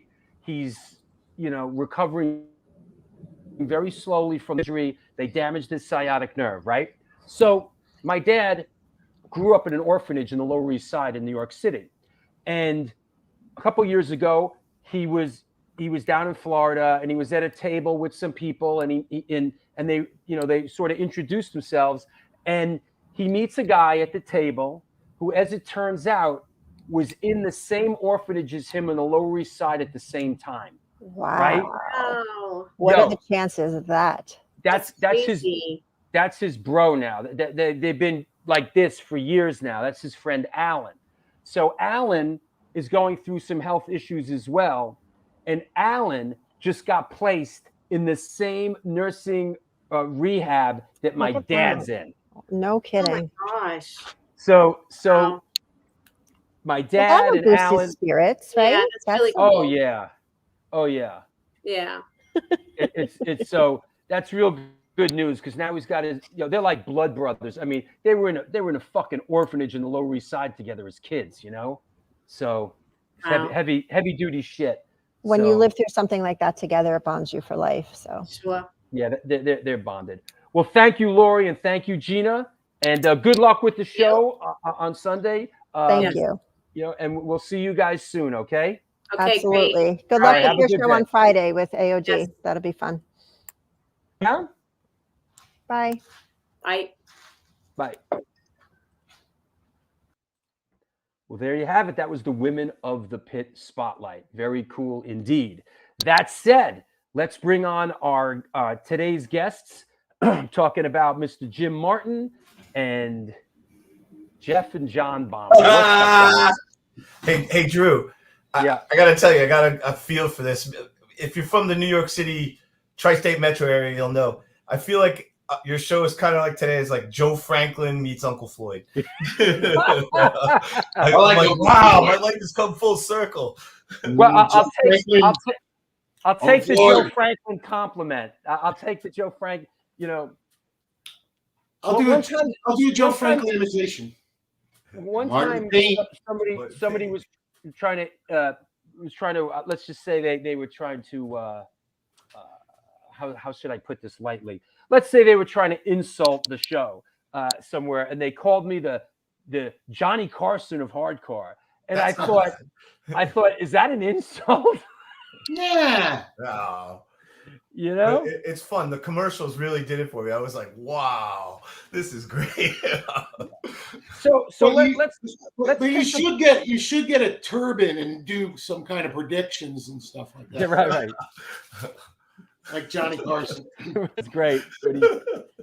Hey, let's bring on our good friend who's been on the show a couple of times, Mr. Scott Helland, who was in the Outpatients and has a new re-release out, and he's doing Frenchie and the Punk and Guitar Me of One. Ladies and gentlemen, boys and girls of all ages, Scott Helland. What's up? How's it going, guys? Good to see you, man. How are you? This is great. This is a great show. Anthrax Club, man. What a special place that really was. Now, I have a shot of you at Anthrax. Could you give us some perspective on when you played there, how you played there, any memories? Yeah, we played there maybe almost a dozen times, 10 times, something like that. 10 times. Wow. Something like that. Yeah. One of the first shows we played was, I think, like show number 11 or 12 or something like that of the Anthrax in 83. We played with some Connecticut bands, A Great Reflex from Pain. That is from an early show right there. That was me jumping up with some Nike sneakers on and stuff. Yeah, I mean, I think we played CBGB's first, and then someone from Ultraviolence, maybe Aunt Tony, said, hey, you guys should play, the Anthrax Club. And that's probably how we heard about it. That's Mike, our drummer, Mike Kingsbury. Yeah, and so someone at CB's Hardcore Matinee told us about Anthrax. You got to go there, and whoever booked us, I don't know, Sex Bomb would maybe know, John would know who maybe booked us. I don't know if it was Sean or the other guy. Probably Brian. Brian. Okay, Brian did it. Yeah, and we played with the Melvins there. Prong. Wow. Who else did we play with? Necros. I'm trying to think. Angry Red Planet. I've never heard of this band, Angry Red Planet. What have I been missing? I got a flyer somewhere. That's old. Yeah. Angry Red Planet. He mentions that Necros show. That was a memorable show because Glenn Danzig actually came down. Yeah, I was there with the Necros to that show, and I actually interviewed him. That was Oh, like one of cool. my first interviews of my life. That's Oh wow! And then the Angry Red Planet was this. I don't, They had a crazy guitar player. I remember who was making faces, and they were pretty interesting. Oh, really? Yeah, I don't really remember them. I just remember the Anthrax Club being like between. It was really for us, for Outpatients or Deep Wound. It was CBGB's and the Anthrax Club. We played lots of VFW halls and stuff, and some places in Providence, Lupo's, Heartbreak Hotel. We even did Gallery East, but most of our shows on the East Coast were CBGB's and the Anthrax. It was just cool. Did Deep Wound, with Jay? Did you guys play? Did Deep Wound play Anthrax Club? Deep Wound did not play Anthrax Club. It was always the Outpatients. Somehow Deep Wound missed it, and then they kind of. I think on it was Sunday afternoon. I think Deep Wound probably did play with Sorry at the Anthrax. It's like I think 1984 or something like that. Oh, if we It did was outdoor show. It was a Sunday afternoon. Really? If we did, it slipped my memory. I don't know. I know the Outpatients did what was it, Black Elks Club or something? Yeah, I think that's where you played with the Melvins. Yeah. That's probably what it was.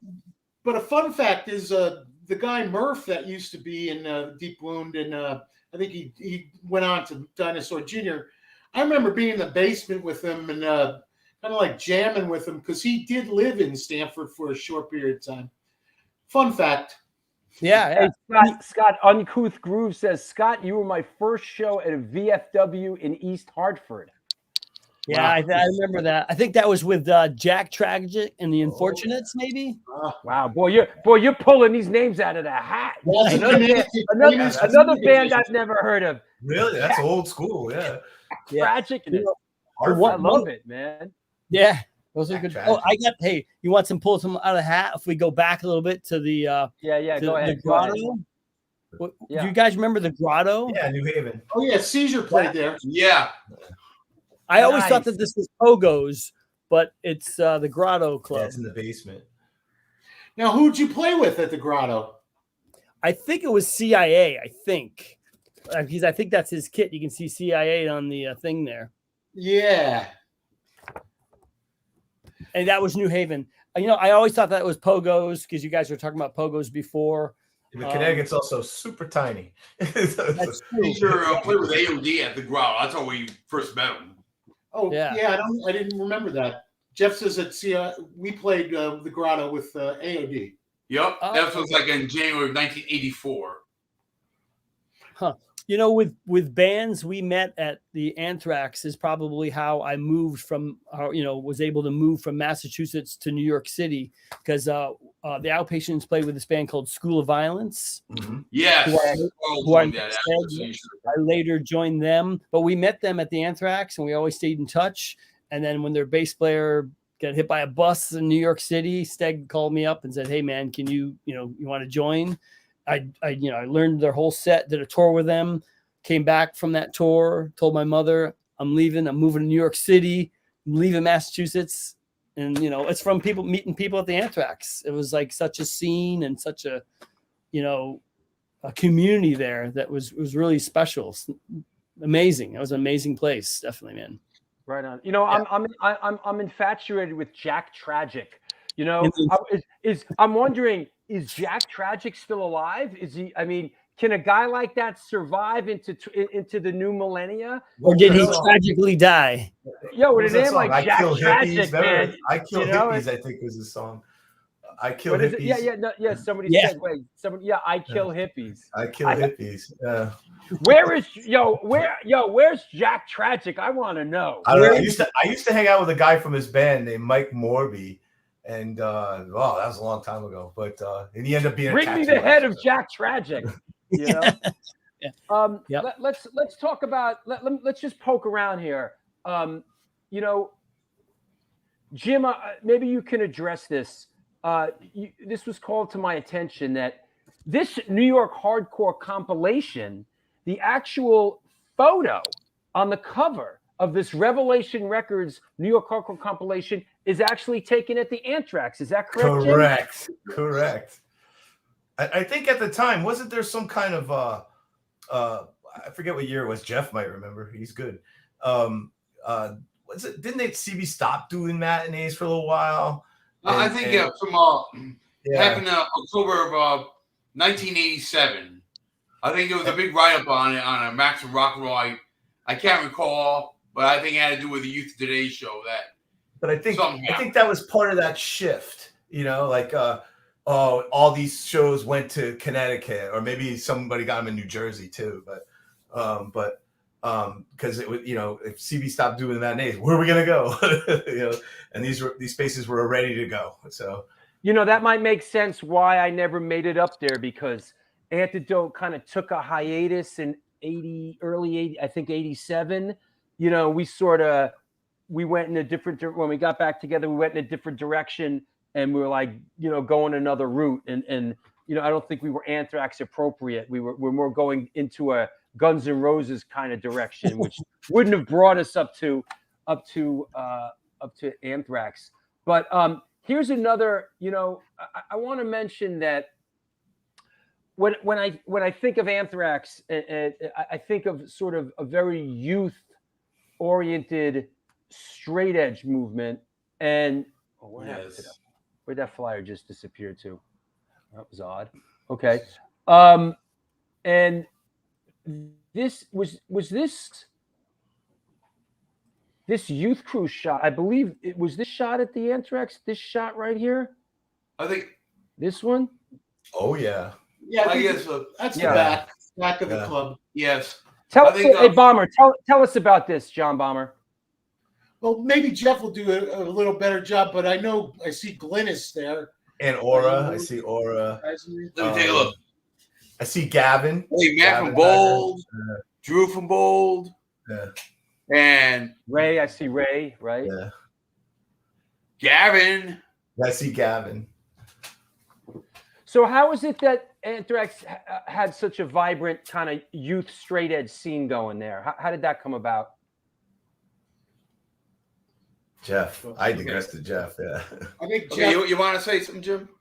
No, I would digress to you. I'm going to go into that straight edge scene. Well, I guess it was some coming from Mind Threat. You know, Mind Threat broke up. Maybe they just wanted to keep it alive, and it was just it was great to see. And I always with my band Seizure, we weren't straight edge, but the point is, I just wanted our music to be heard by everybody, not just the same kind of crowd, but everyone. But you know, it was a new scene, and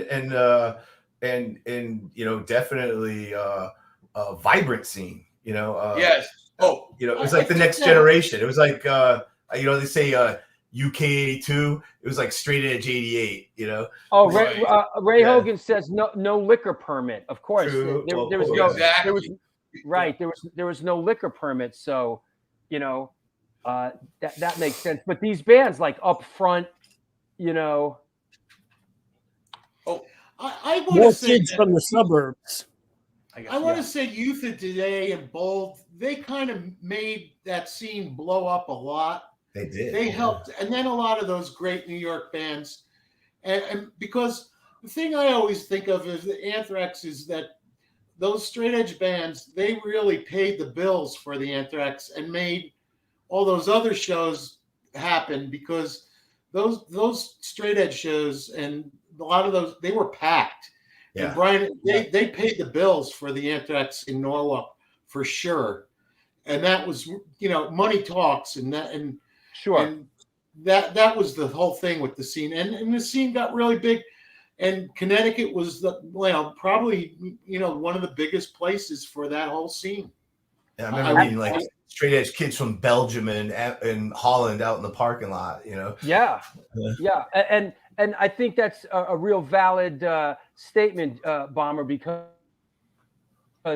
running a club, and I know a little bit of this, is, you know, you try to find a balance where, you know, a show, you know, like a big show packed out would help sort of balance out, so you could pay a band like Poison Idea to come through and Not basically straight edge. and basically wreck the joint, you know? Yeah, that was a great show. Or like Brian and Sean were able to get their favorite band from England, Marky Smith's band. What the hell's their name? I'm forgetting The now. Fall. The Fall. I mean, those guys were assholes, but Brian and Sean always wanted them to play, and they played, and they gave them a hard time. I don't even think they like Americans or something. But which band is this? The Fall. The Fall from England. They Right, played the Anthrax. And I'm saying Brian and Sean were able to do shows like that because during the week they had straight edge shows, and that would pay the rent for the whole month, just one or two of those shows, because there were so many kids in that one place. And you're talking about, it was a big place, but they would pack that place, and the walls would be sweating. At the end of those shows, the walls would be wet and moist from the body heat and sweat in that place. It was unbelievable. Well, here's a testament to that. Here's a young Joey John Bomber. Joey said DOA. Joey Shithead, yeah. DOA, Yeah, and right? that's me. That's me guarding him. Right. They were great, and they were always fun, and to hang out with them in the back. Yeah, and talk to them. I see the bass player Dimwit behind him. Is that Wimpy Roy? I think it is. Oh, Wimpy Roy. I'm sorry. You're correct. Wimpy Roy. And was the drummer, right? No, I thought, maybe. Wimpy Roy was the bass player, yeah. You know, Dimwit, you brought him up. Busky, excuse me. Busky, I got your pictures. I'm downloading them and going to put them up in a second. Go ahead. You know what? Dimwit and Joey Shithead jammed in the basement, and Dimwit played guitar once, and I witnessed this by myself. That guy was a damn good guitar player, Dimwit. Yeah. But anyway. Let me see what else. Here's and we're just sort of kicking the ball around here because we're going to start taking some questions soon, but here's a hell of a show. Circle Jerks, Underdog, Toxic Reasons, KGB. Yeah. I was at that show. I was too. Anybody remember this? Oh yeah. KGB was from West Germany. Oh wow. Yeah, and so it was I remember there was a couple other German bands came through back then, but Upright Citizens, Stanford. Yeah, Upright Citizens definitely came, and but Toxic Reasons. Imagine. Go ahead. I'm sorry. Go ahead. No. Go ahead. I said, imagine that this little club, had the reputation that people from across, from other countries would and back then it was, when you think about it, just to book a fucking show like that, it's like you gotta like with the time difference, and you gotta get the long distance call, how expensive that was. Yep. And it just the whole just setting the whole thing up, and then you're just basically existing on a wing and a prayer, right? You're out there on the road, you're a band, and you're just hoping that you're gonna show up and it's really gonna happen. But places like City Gardens and the Anthrax, and of course CBGBs, developed a reputation of being solid with righteous people that ran them, right? Yep. True rockers. The funny story about those bands, way early on when they started the Anthrax and things started really getting humming, Brian and Sean's parents would get these phone calls, and they'd be calls from like Europe and Alaska, and that's when they said, man, our kids are really doing something here. And those parents were really great to put up with all that and be behind their kids to push them and let them do that. I remember seeing DRI in the basement of their house giving each other haircuts. I remember Channel 3 spending the night at their house, and their mom was saying, oh, they're such nice boys. And, they give a lot. We got to give them a lot of credit, the parents. And the funny story is the father was a milkman, and he got a phone call from this band, the Dead Milkman, and it blew his mind. He's like, that's great. That's great. Michael LaRoche says, was the bathroom as bad as CBGB's? No. Oh. Wow, that's a Hey, universal. That's a universal no. You know. Yeah, Hey, nothing as bad as CB's Drew, back. I have I a would have- thing. Did I send you a picture? There was in the men's bathroom. There's a Don, our singer for Seizure, wrote on the back of the toilet seat, as you sit, think of seizure. That's great. Here I have this Senor Bomber. This looks. Is this a seizure in action photo? Damn yeah. Oh yeah. Oh, yeah. Garbage man. That's me wearing a garbage bag. I knew how to, dress up. It's on back of this cover. Seriously delirious, sexy man. Ah.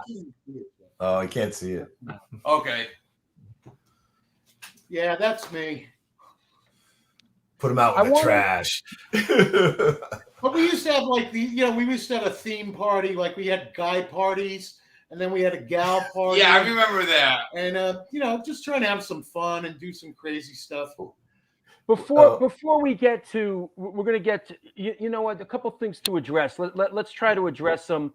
We'll take a break, and then we'll go a little long today. If anybody has a plane to catch, let me ask this: Why did it come to an end? Why did it close? Jim Martin, what's your take on that? Well, I think it had to do with they built some condos just on the other side of the parking lot near that river, if I'm not mistaken, in Norwalk. And these people bought condos, but every weekend there's these hordes of kids hanging out with skateboards and drinking beer and partying back there. So if you bought a brand new condo, you'd be like, what the hell? I mean, I'm an adult. What the hell is this? Yeah, what the hell is this? This wasn't. I didn't buy a condo on the Bowery to have CBGBs for me. This is unacceptable. It's the landlord was being a real prick. Sex Bomb, what's your take on it? I'm saying the landlord was being a real prick at the time, and he used to come there during the shows, him and his wife, and they were just miserable people. We didn't want to get into too many negative things here, but there was at the end some kind of like bad fights in the parking lot, and some people got beat up bad because there were some bad elements from New York coming to the shows. And at the end, I don't want to get too much into that part of it, but I think that was part of it too. There was some violence in the scene at the end that was going to be a little too much, maybe. And I'm talking about even fights in the club, but because I think people decided to come to Connecticut from New York and just start shit. I don't know if Jim recalls any of those shows. I remember some. I even remember the fringy skit, bad, not fascist skinhead element coming through and starting trouble, and but that was symptomatic, I think, to the whole scene back in those days. It wasn't just Connecticut, but it mainly was the landlord and the people in the condos. I mean, I guess they didn't mind fighting in the parking lot, but I remember them complaining because they saw people having sex on a car in the parking lot, and they didn't like that. But what are they looking at? There was a dumpster full of porn there. It's amazing that club lasted that long. True. It's only 8 years, right? 82 to 1990. Well, that's really the amazing part is that it lasted. No kid ever broke something and sued the shit out of them, which would happen today in a heartbeat. Yeah, that was really. If kids got hurt, they didn't go home and tell their parents they went to the Anthrax. They said they fell off their skateboard. I remember hearing stories about that because if you did this today, parents, angry parent, be all over you. You wouldn't have this today because of lawyers and parents. We used to get. I remember getting followed by the cops like at least twice. From the early days in '83, they'd follow the van, they pull us over, they kind of look in the van, and one of them, saying, "You guys punkers" or whatever, just kind of look at us, ask us some questions, let us go. But they were like waiting around the corner, and that was in the early '80s. So it's amazing they didn't stop it, before that. Here's a flyer. Hold on a second. Here's a flyer.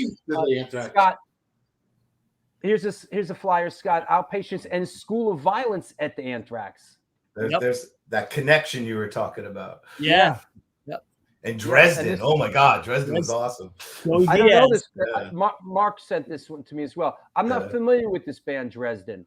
It was Joe Diaz from Lost Generation and EJ from CIA, and they went the metal route. And if you ever dig up that record, or you can find it, I'm sure, on YouTube.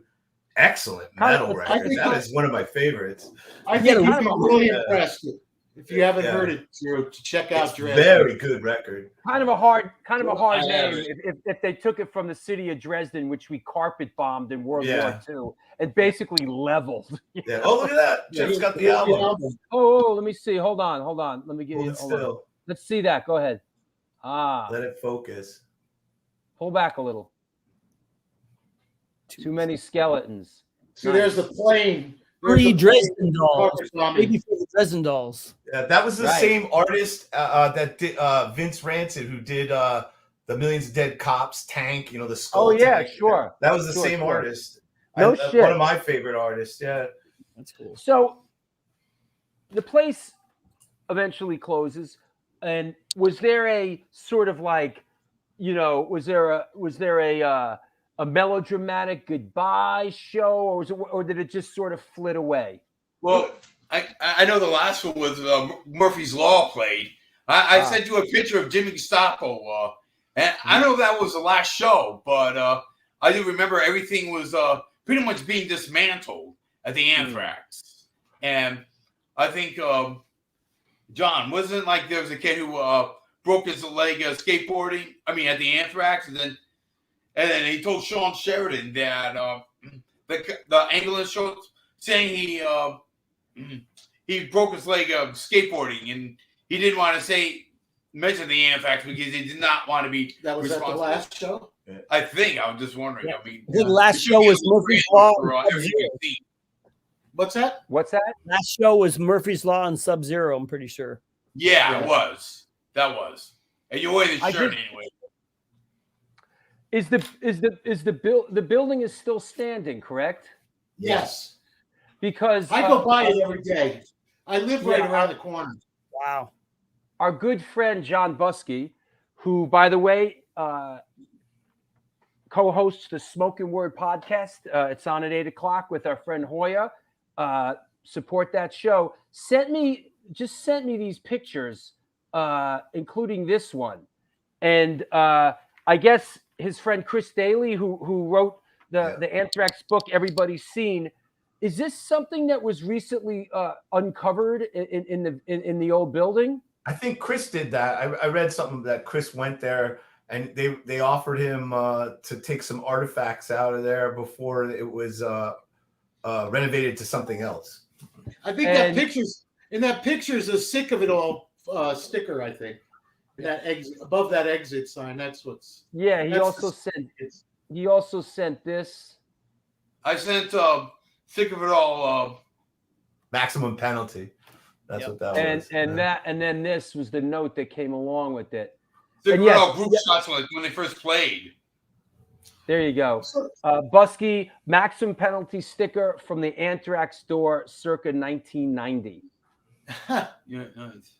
Here's Buskey. Chris has the exit sign with the Sick of It All sticker too. Did he take a section of wall? Now, you guys sent me this. There's some of the Anthrax wall that somebody sent to the punk rock Hall of Fame in. I think it was Chris Daly. Vegas. Was it? Is this in Las Vegas? Yeah. They took pieces of that wall and shipped it to Las Vegas, and it's in a museum. But there's one picture where you could see distinctly the graffiti on the wall, and then Jeff took a picture. Too bad we don't have it.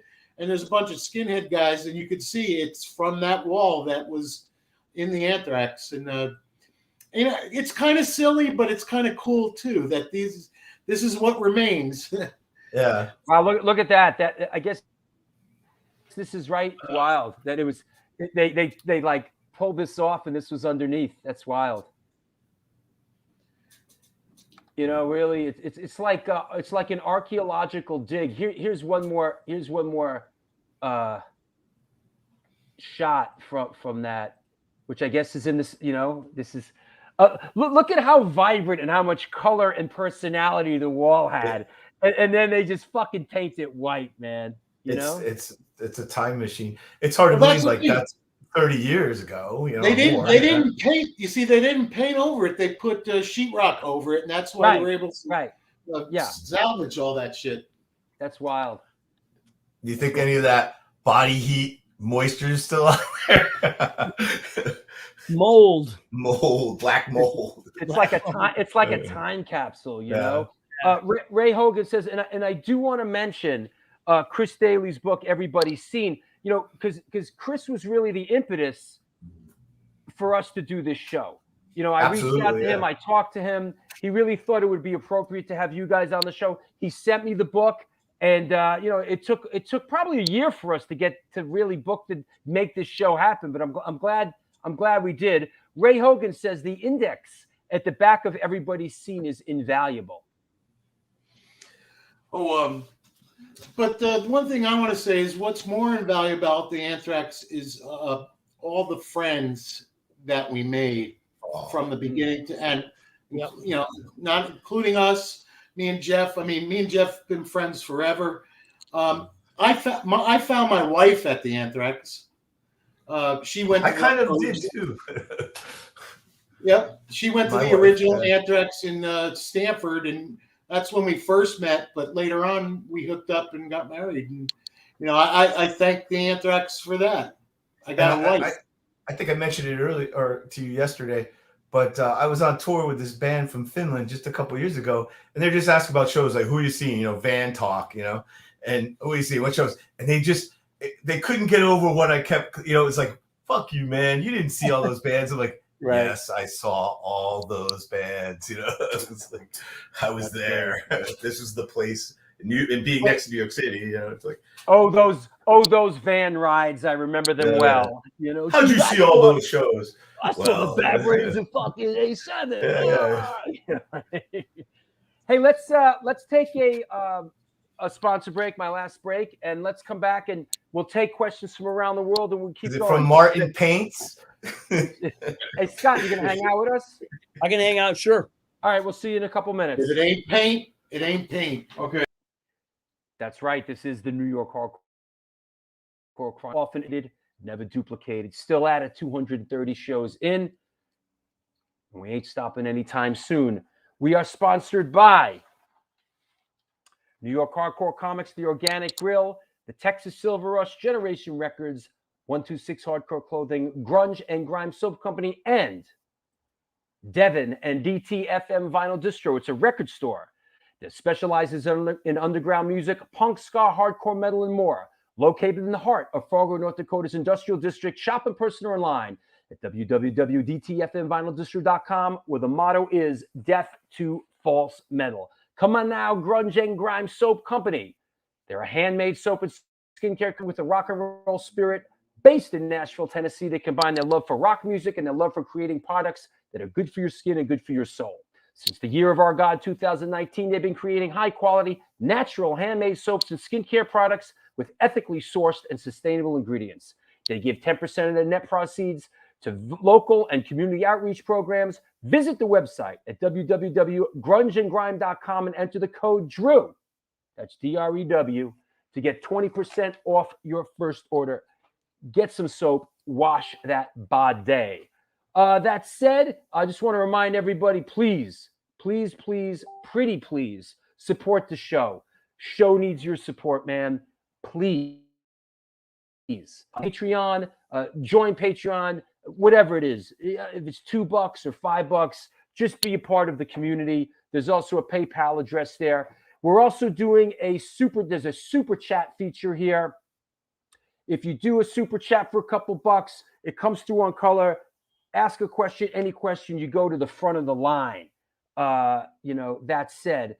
Also, I want to mention the upcoming shows. Who's blowing up my Facebook? Yo, Hey, and shouting out Chris Daly. Yo, why couldn't you motherfuckers send me the shit before the show? I'm doing the show now, for Christ's sake. Send them a ton of pictures. There's only one of me. I can either do this or I can do that. I can juggle it somewhat. Let's talk real quick and get your questions ready. Post up your questions, you fools. You fools. Post up those questions for our Anthrax people. We're going to go a little bit long today, so don't get scared. It's all right. You have permission. I want to mention in the upcoming shows that we have going on and on. This Sunday, let me clear the deck here. Hold on. This Sunday, November 6th, come on now, DC Hardcore represent. Tom Lyle of Government Issue will be on the show. This is going to be a good one. Wednesday, November 16th, Gary Bennett, Kill Your Idols, Sheer Terror, Death Cycle will be on the show. Then Sunday, November 20th, Boston Hardcore represent. Chris Foley from SSD Control, our old friend. We're going to get to hear a different voice. We always hear from Al Baril and Jamie. Chris Foley, SSD Control. This is going to be a really great one and personal to me. Come on now, Sunday, November 27th. Brooke Smith will be on the show talking about her new book, Sunday Matinee. Wednesday, November 30th, RB Corbett from Even Worse, Butch Tetras, and Highly Effective People. Sunday, December 4th, John Monty from MOD, Ministry, Mindfunk, Drag Pipe, The Spiders, Chemical Waste. So lots of cool stuff coming up on the Shizzo. So don't be scared. What else do I need to mention? Let me see what you guys just sent me. A whole bunch of pictures. All right. I'll try to get to that when we get rolling here. Here we go. Let's bring on the gang. Jim Martin, Jeff and John. It's like the Brady Bunch. Okay.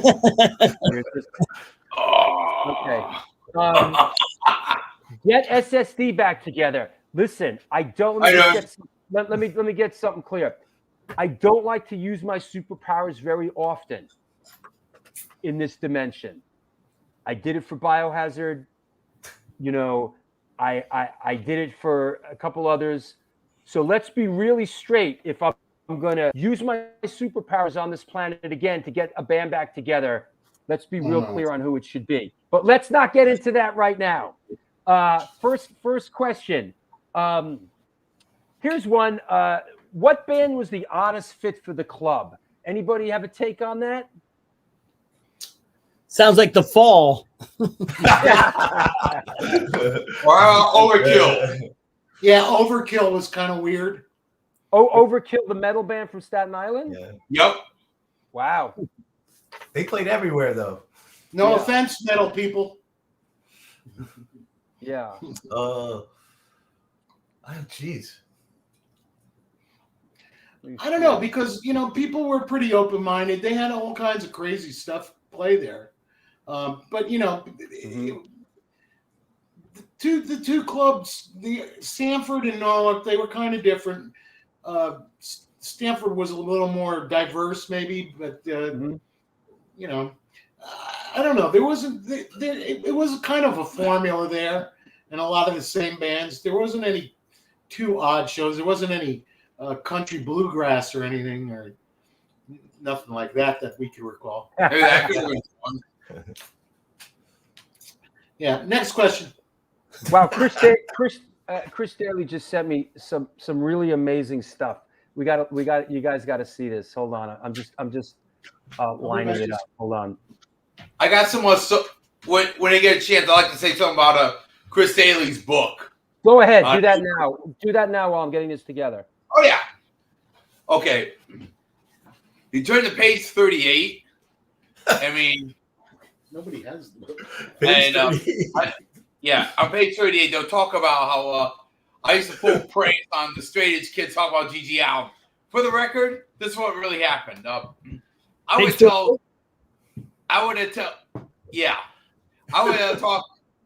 to Chris Daly about Gigi Allen and his antics, and he'd be like, but you know, that's just all back in the day, because it seems like, in a way, it seems like people are kind of serious, and you got a band like Crucial Youth who's saying things like, be straight, don't be late, bench your weight, don't masturbate. I would say to the youth, it would be kind of serious, but years later, it's like, we could all laugh about it, it's all fun. Yeah, Gigi Allen always comes up. Did Gigi Allen throw Duty around when he played there? No, he never played there. He never played there. Yeah. Okay. We've seen him twice, actually. He played SUNY Purchase in New York. And in Brickenwood in New Haven. Oh my. We saw him in Bond's Louisville place in in 1987. Dave Engelman says, most different show I saw was Purple Jesus. They were glam. Yeah. They were like glam, not hardcore. Really I good. remember that. Yeah, they were good. I think, was that I've heard the name. The sound man, I think, from CB's was in that band. You're talking about Jerry Williams? Yeah. That's his name. He might have been in Purple Jesus, I think. I could be wrong. You know, I think you might be right. Hold on, I'm looking it up. Here's. Holy shit, you're fucking right, bro. I have this in my archive under Jerry Williams, and then in parentheses it says Purple Jesus, and here it is. Look at that. Wow. What's going on right here? But I guess that's Jerry Williams playing in Purple Jesus, and I'm not sure why this has come. This must be from another show. I don't know what the context is. Maybe the guy tried to storm the stage or something. I don't know if anybody knows. But that's Jerry Williams, the infamous J.W. Lee, who recorded the Bad Brains Roar cassette at his rehearsal studio 171A, which still exists today. It's still down there as a club. So yeah, he was also in the Cigarettes, and he was also in the original Blood Clot. But I want to show you something. The Purple Jesus record was on Anthrax Records. Yeah, I was going to say that was an Anthrax release. Oh, wow. Yeah. So here's a shot. We'll try to piece this together. Chris Daly just sent me this shot, right? Yeah, I took that. Oh, yes. That's the picture that has the graffiti wall that was sent to Las Vegas, and it's exactly right. So you can see that piece. Right. So then he sent this, which puts things in perspective. This is the wall. That was taken right next to this wall, which is what was sent to Vegas, right? Yeah. Yeah. And then this is the topper on it. This is great stuff right here. And here is literally this is great. Look at this. Boom. Literally, there it is. Right there on the wall. Wow. That's cool. That is very, very, very cool. Yep. Crazy. Archaeology. I mean, it's amazing when stuff like that's like, Louis Leakey. That's like an archaeological dig right there. I mean, that is glyphs. Is it glyphs? Yeah, that's just incredible. Yes, Jerry Williams is God, Timmy Chunk said. Yeah, well, Jerry Williams was legend. Absolutely. Alan says, I've seen Seizure a few times at CB's. I might listen back to your songs. Seem like cool. You guys played CB's? Thank you. Yeah, we played there on the Mutiny on the Bowery. Yeah, album. right here. On Mystic. Yeah. And yeah. Oh yeah, that's a sticker. Oh, what is that? I don't even know what that is.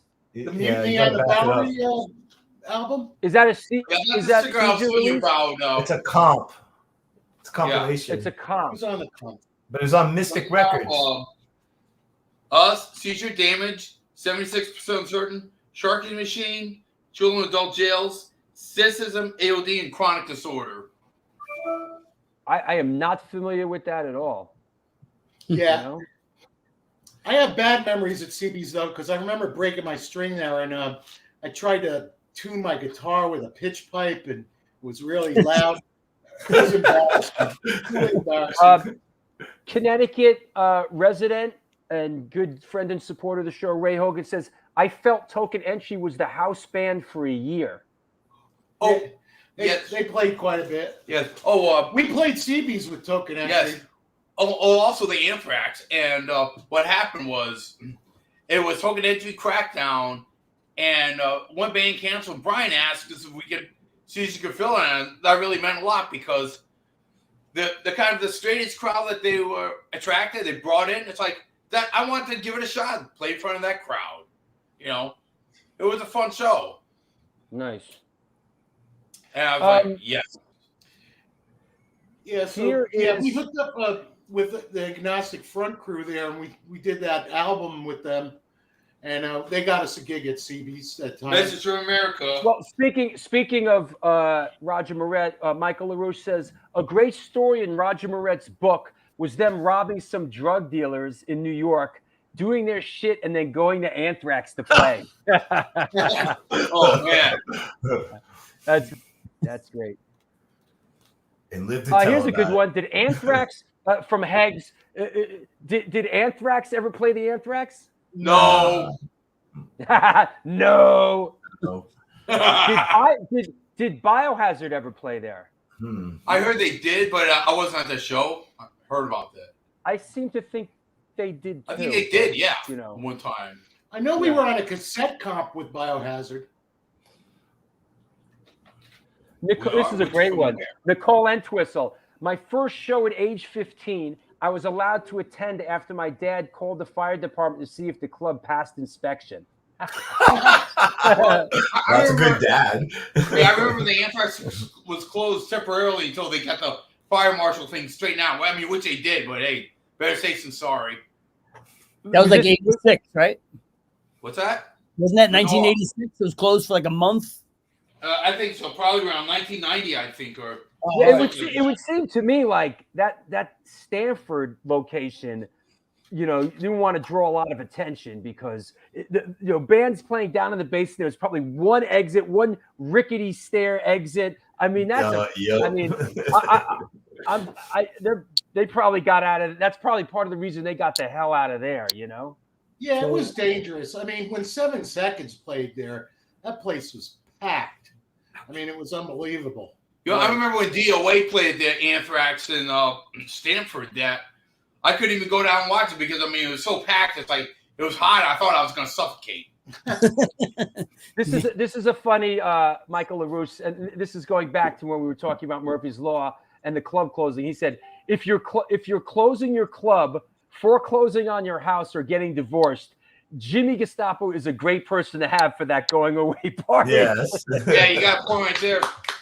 Speaking of Murphy's Law, when they played it a month ago in Hampton, I did an Evel Knievel jump there, and Jimmy Gestapo wants me to take him on tour with him. Nice. Go. Hold on, I just got Mr. Whoopi.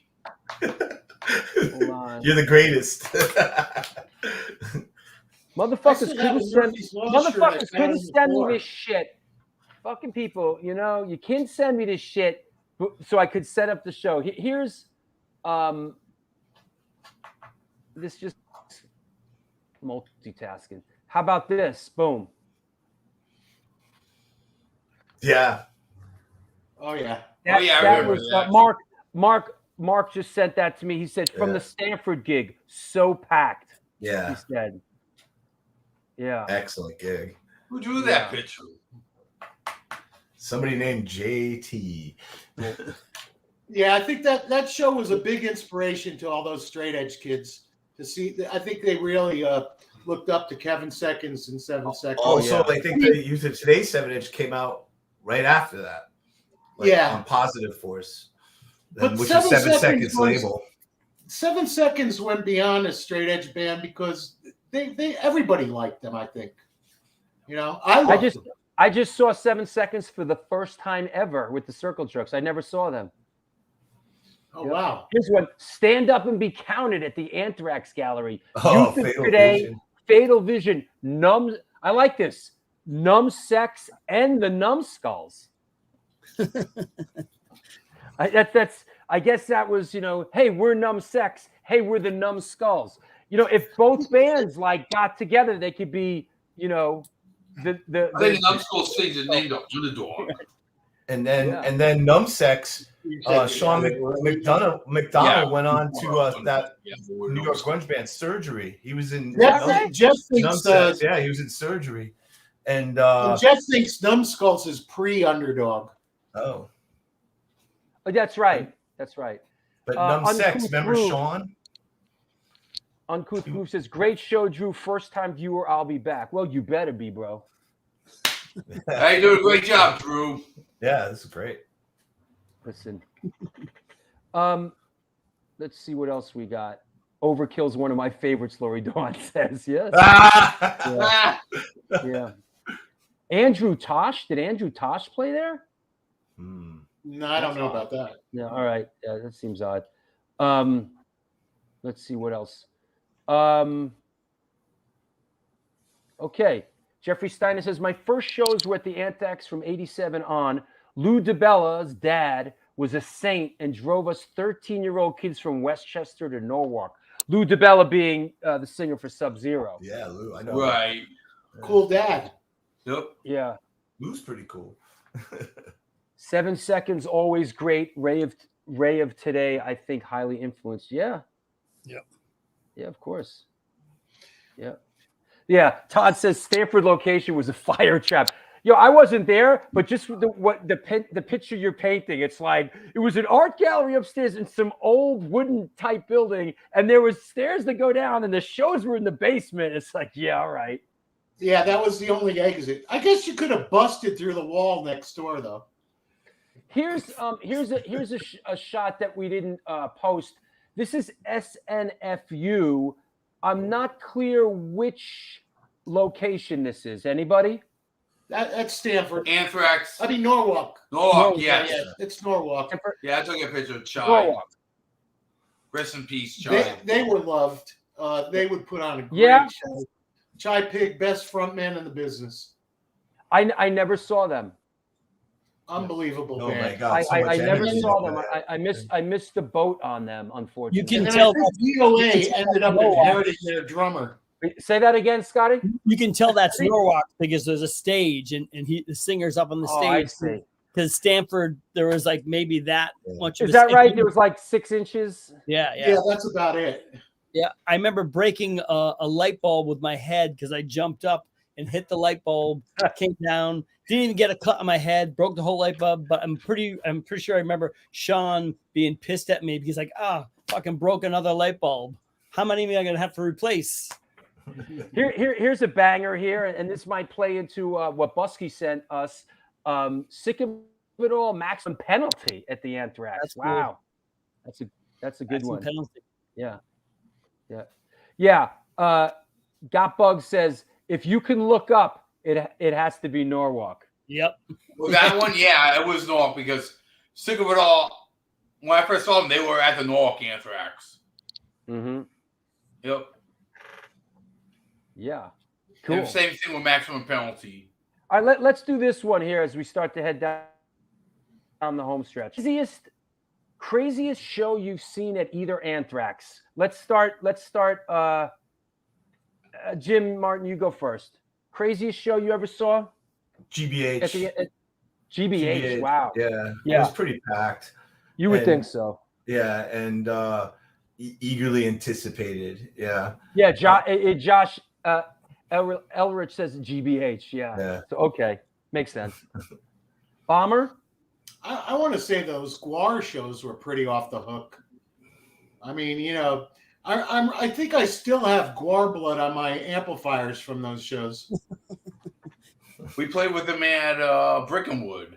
Yeah. I think we played two of the Anthrax. And they had that workshop bus. They had their whole workshop on a school bus to build all their props and fix their props. And they were driven. They were pretty cool. I remember our friend and big show supporter Chris Contos, drummer for Machine Head and Testament, all that. I remember him and his wife them explaining to me like, we this band Gwar and we're Gwar maggots, they were telling me, and like we're part of the show, and they put us through a meat processor, we keep squirming out, and I'm like, what? And like that's the first I ever heard of Gwar was from Chris Contos, you know. Oh, two crazy shows I have in mind. Crossed my mind was the last time that they had Stanford Anthrax when Seizure played with MDC and Skeletal Ambitions. When Seizure was playing, the cops came and shut the place down, and plus the recording of that is on side 2 of at the end of Is Money Your God, if you want to hear it firsthand. But the other crazy show was the Murphy's Law Sub-Zero show at Anthrax, like when I said earlier, when people started to dismantle the place because it was the last show and there was some shows coming on, and Seizure had I got a band from Baltimore called Crack at the time. They were about to do it, but then I had to cancel it because John called me and they said the Anthrax shut down. The end. Makes sense.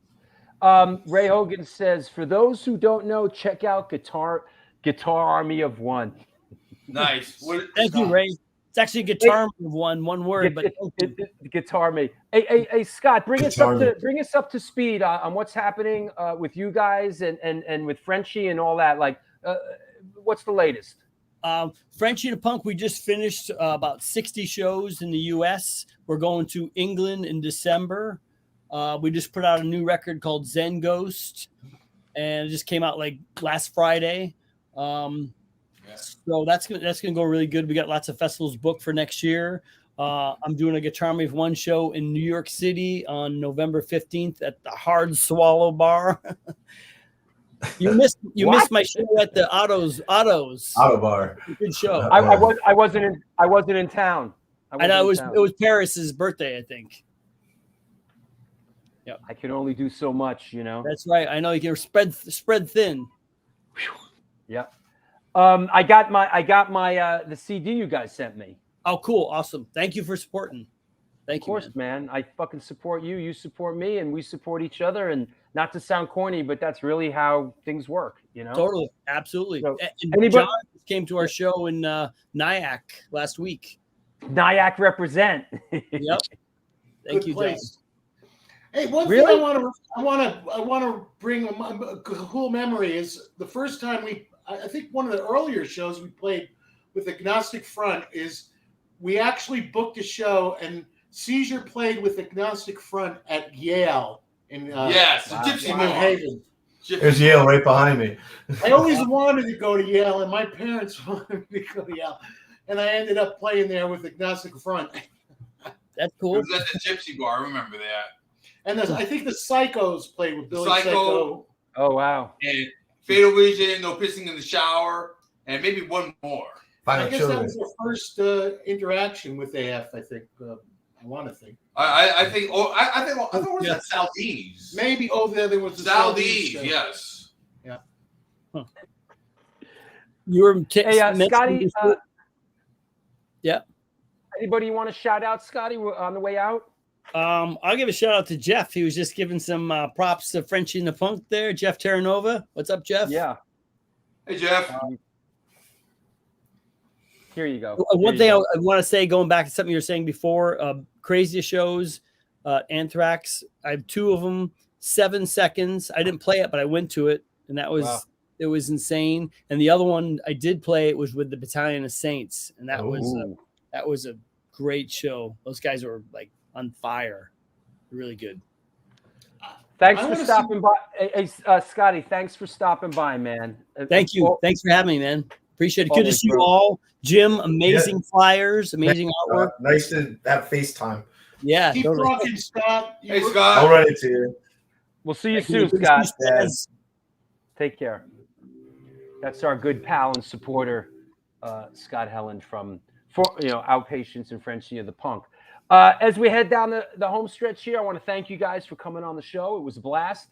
I really enjoyed it, and I really enjoy doing shows like this when it's a learning experience for me, and so good. Glad to be of help.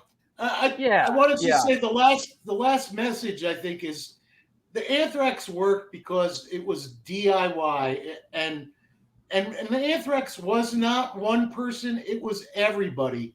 Everybody was the scene. All the people that came to the shows, all the bands that played, Brian and Sean who put on the shows. I mean, it wasn't like a club where the owner, it was just the owner and that's what it's about. It really was a true DIY scene for the people, by the people, which absolutely. I hope some kids can do that in the future. And don't be scared, do it. Just get a lawyer. Listen, I've said it before and I'll say it again, is that, art is cyclical in nature and things come around and the wave goes in and the wave goes out. And, our perspective, we're a little bit older and we have our cherished memories and thoughts about places like the Anthrax or Gallery East in Boston or A7. But rest assured, there's a group of young kids out there today that have their thing going on in their group, and that's going to be their cherished memories. And that's what's so great about this thing of ours, Yes. Definitely. And it's all about the friends and friends we still make, like you. Friends Drew. for life. I travel the world and I still go see all my friends. There you go. Friends for life, I'll tell you. I like to meet other people, do other things, but the best part about it, the beauty of this, having friends you can always go back to. Absolutely. Drew, I can't thank you enough. You're great. Keep doing it. My pleasure. I will. I'm 100% behind this show. It's so great. Yeah, Awesome. I've had a lot of fun. You can count on you can count on me, brother. You can. I'm not going anywhere anytime soon, and I do it because I love it, and that's the best. I'll be following for sure. Nice. I saw you Jerry A one a couple weeks back. Be safe. Okay, I'll see you later, Jeff and John and Jim. Thanks, man. Thanks for everything, and let's keep in touch. Okay. Will do. You know where to find me. All right, I'll talk to you soon. Well, there you have it. Wow, what a great show. What a fun show. God damn, I like doing the show. And God damn, I love that you're a part of it. So, yeah. Hey, Todd. Yeah, my pleasure, man. What can I say? It brings me joy. Yes, Spike Polite. Got to shout out Spike Polite, the sewage. Coaster Notes of this thing of ours. Absolutely. Absolutely. And, that's it. Next up on the show is a Tom Lyle. And this Friday, yes, Ray Hogan, I'll see you Friday. I just a reminder that this Friday we are playing with Adrenaline OD here in New York City at the Bowery Electric. Tickets, it's almost sold out. There's still tickets. Tickets are reasonably priced. They're let me put the flyer up. Hold on. Yada-dee-da-da-da. Here we go. AOD coming up this Friday at the Bowery Electric. Advanced tickets are what? Like $15 or some shit? Yeah, $15 in advance. And $20 day of the show. This Friday, Incendiary Device. It's going to jump off tonight. Fear Gods is opening show, then us, then AOD. It's a book signing and celebration for their new book that's out on DeWolf Publishing. So come on down, come see us play. We are in the recording studio doing the record. More on that to come. Thank you. We will, Jeff. I appreciate it. Yes, RS70. Good one, man. Yeah, they were great. It was a cool show. Joe Frank, thank you. And thank you, everyone tuned in today. Happy marathon weekend in New York City. The marathon is Sunday. So, that said. All right. I'll see you on Friday. If I don't, I'll see you here with Tom Lyle from Government Issue on Sunday. Until then, do good things and good things will come to you.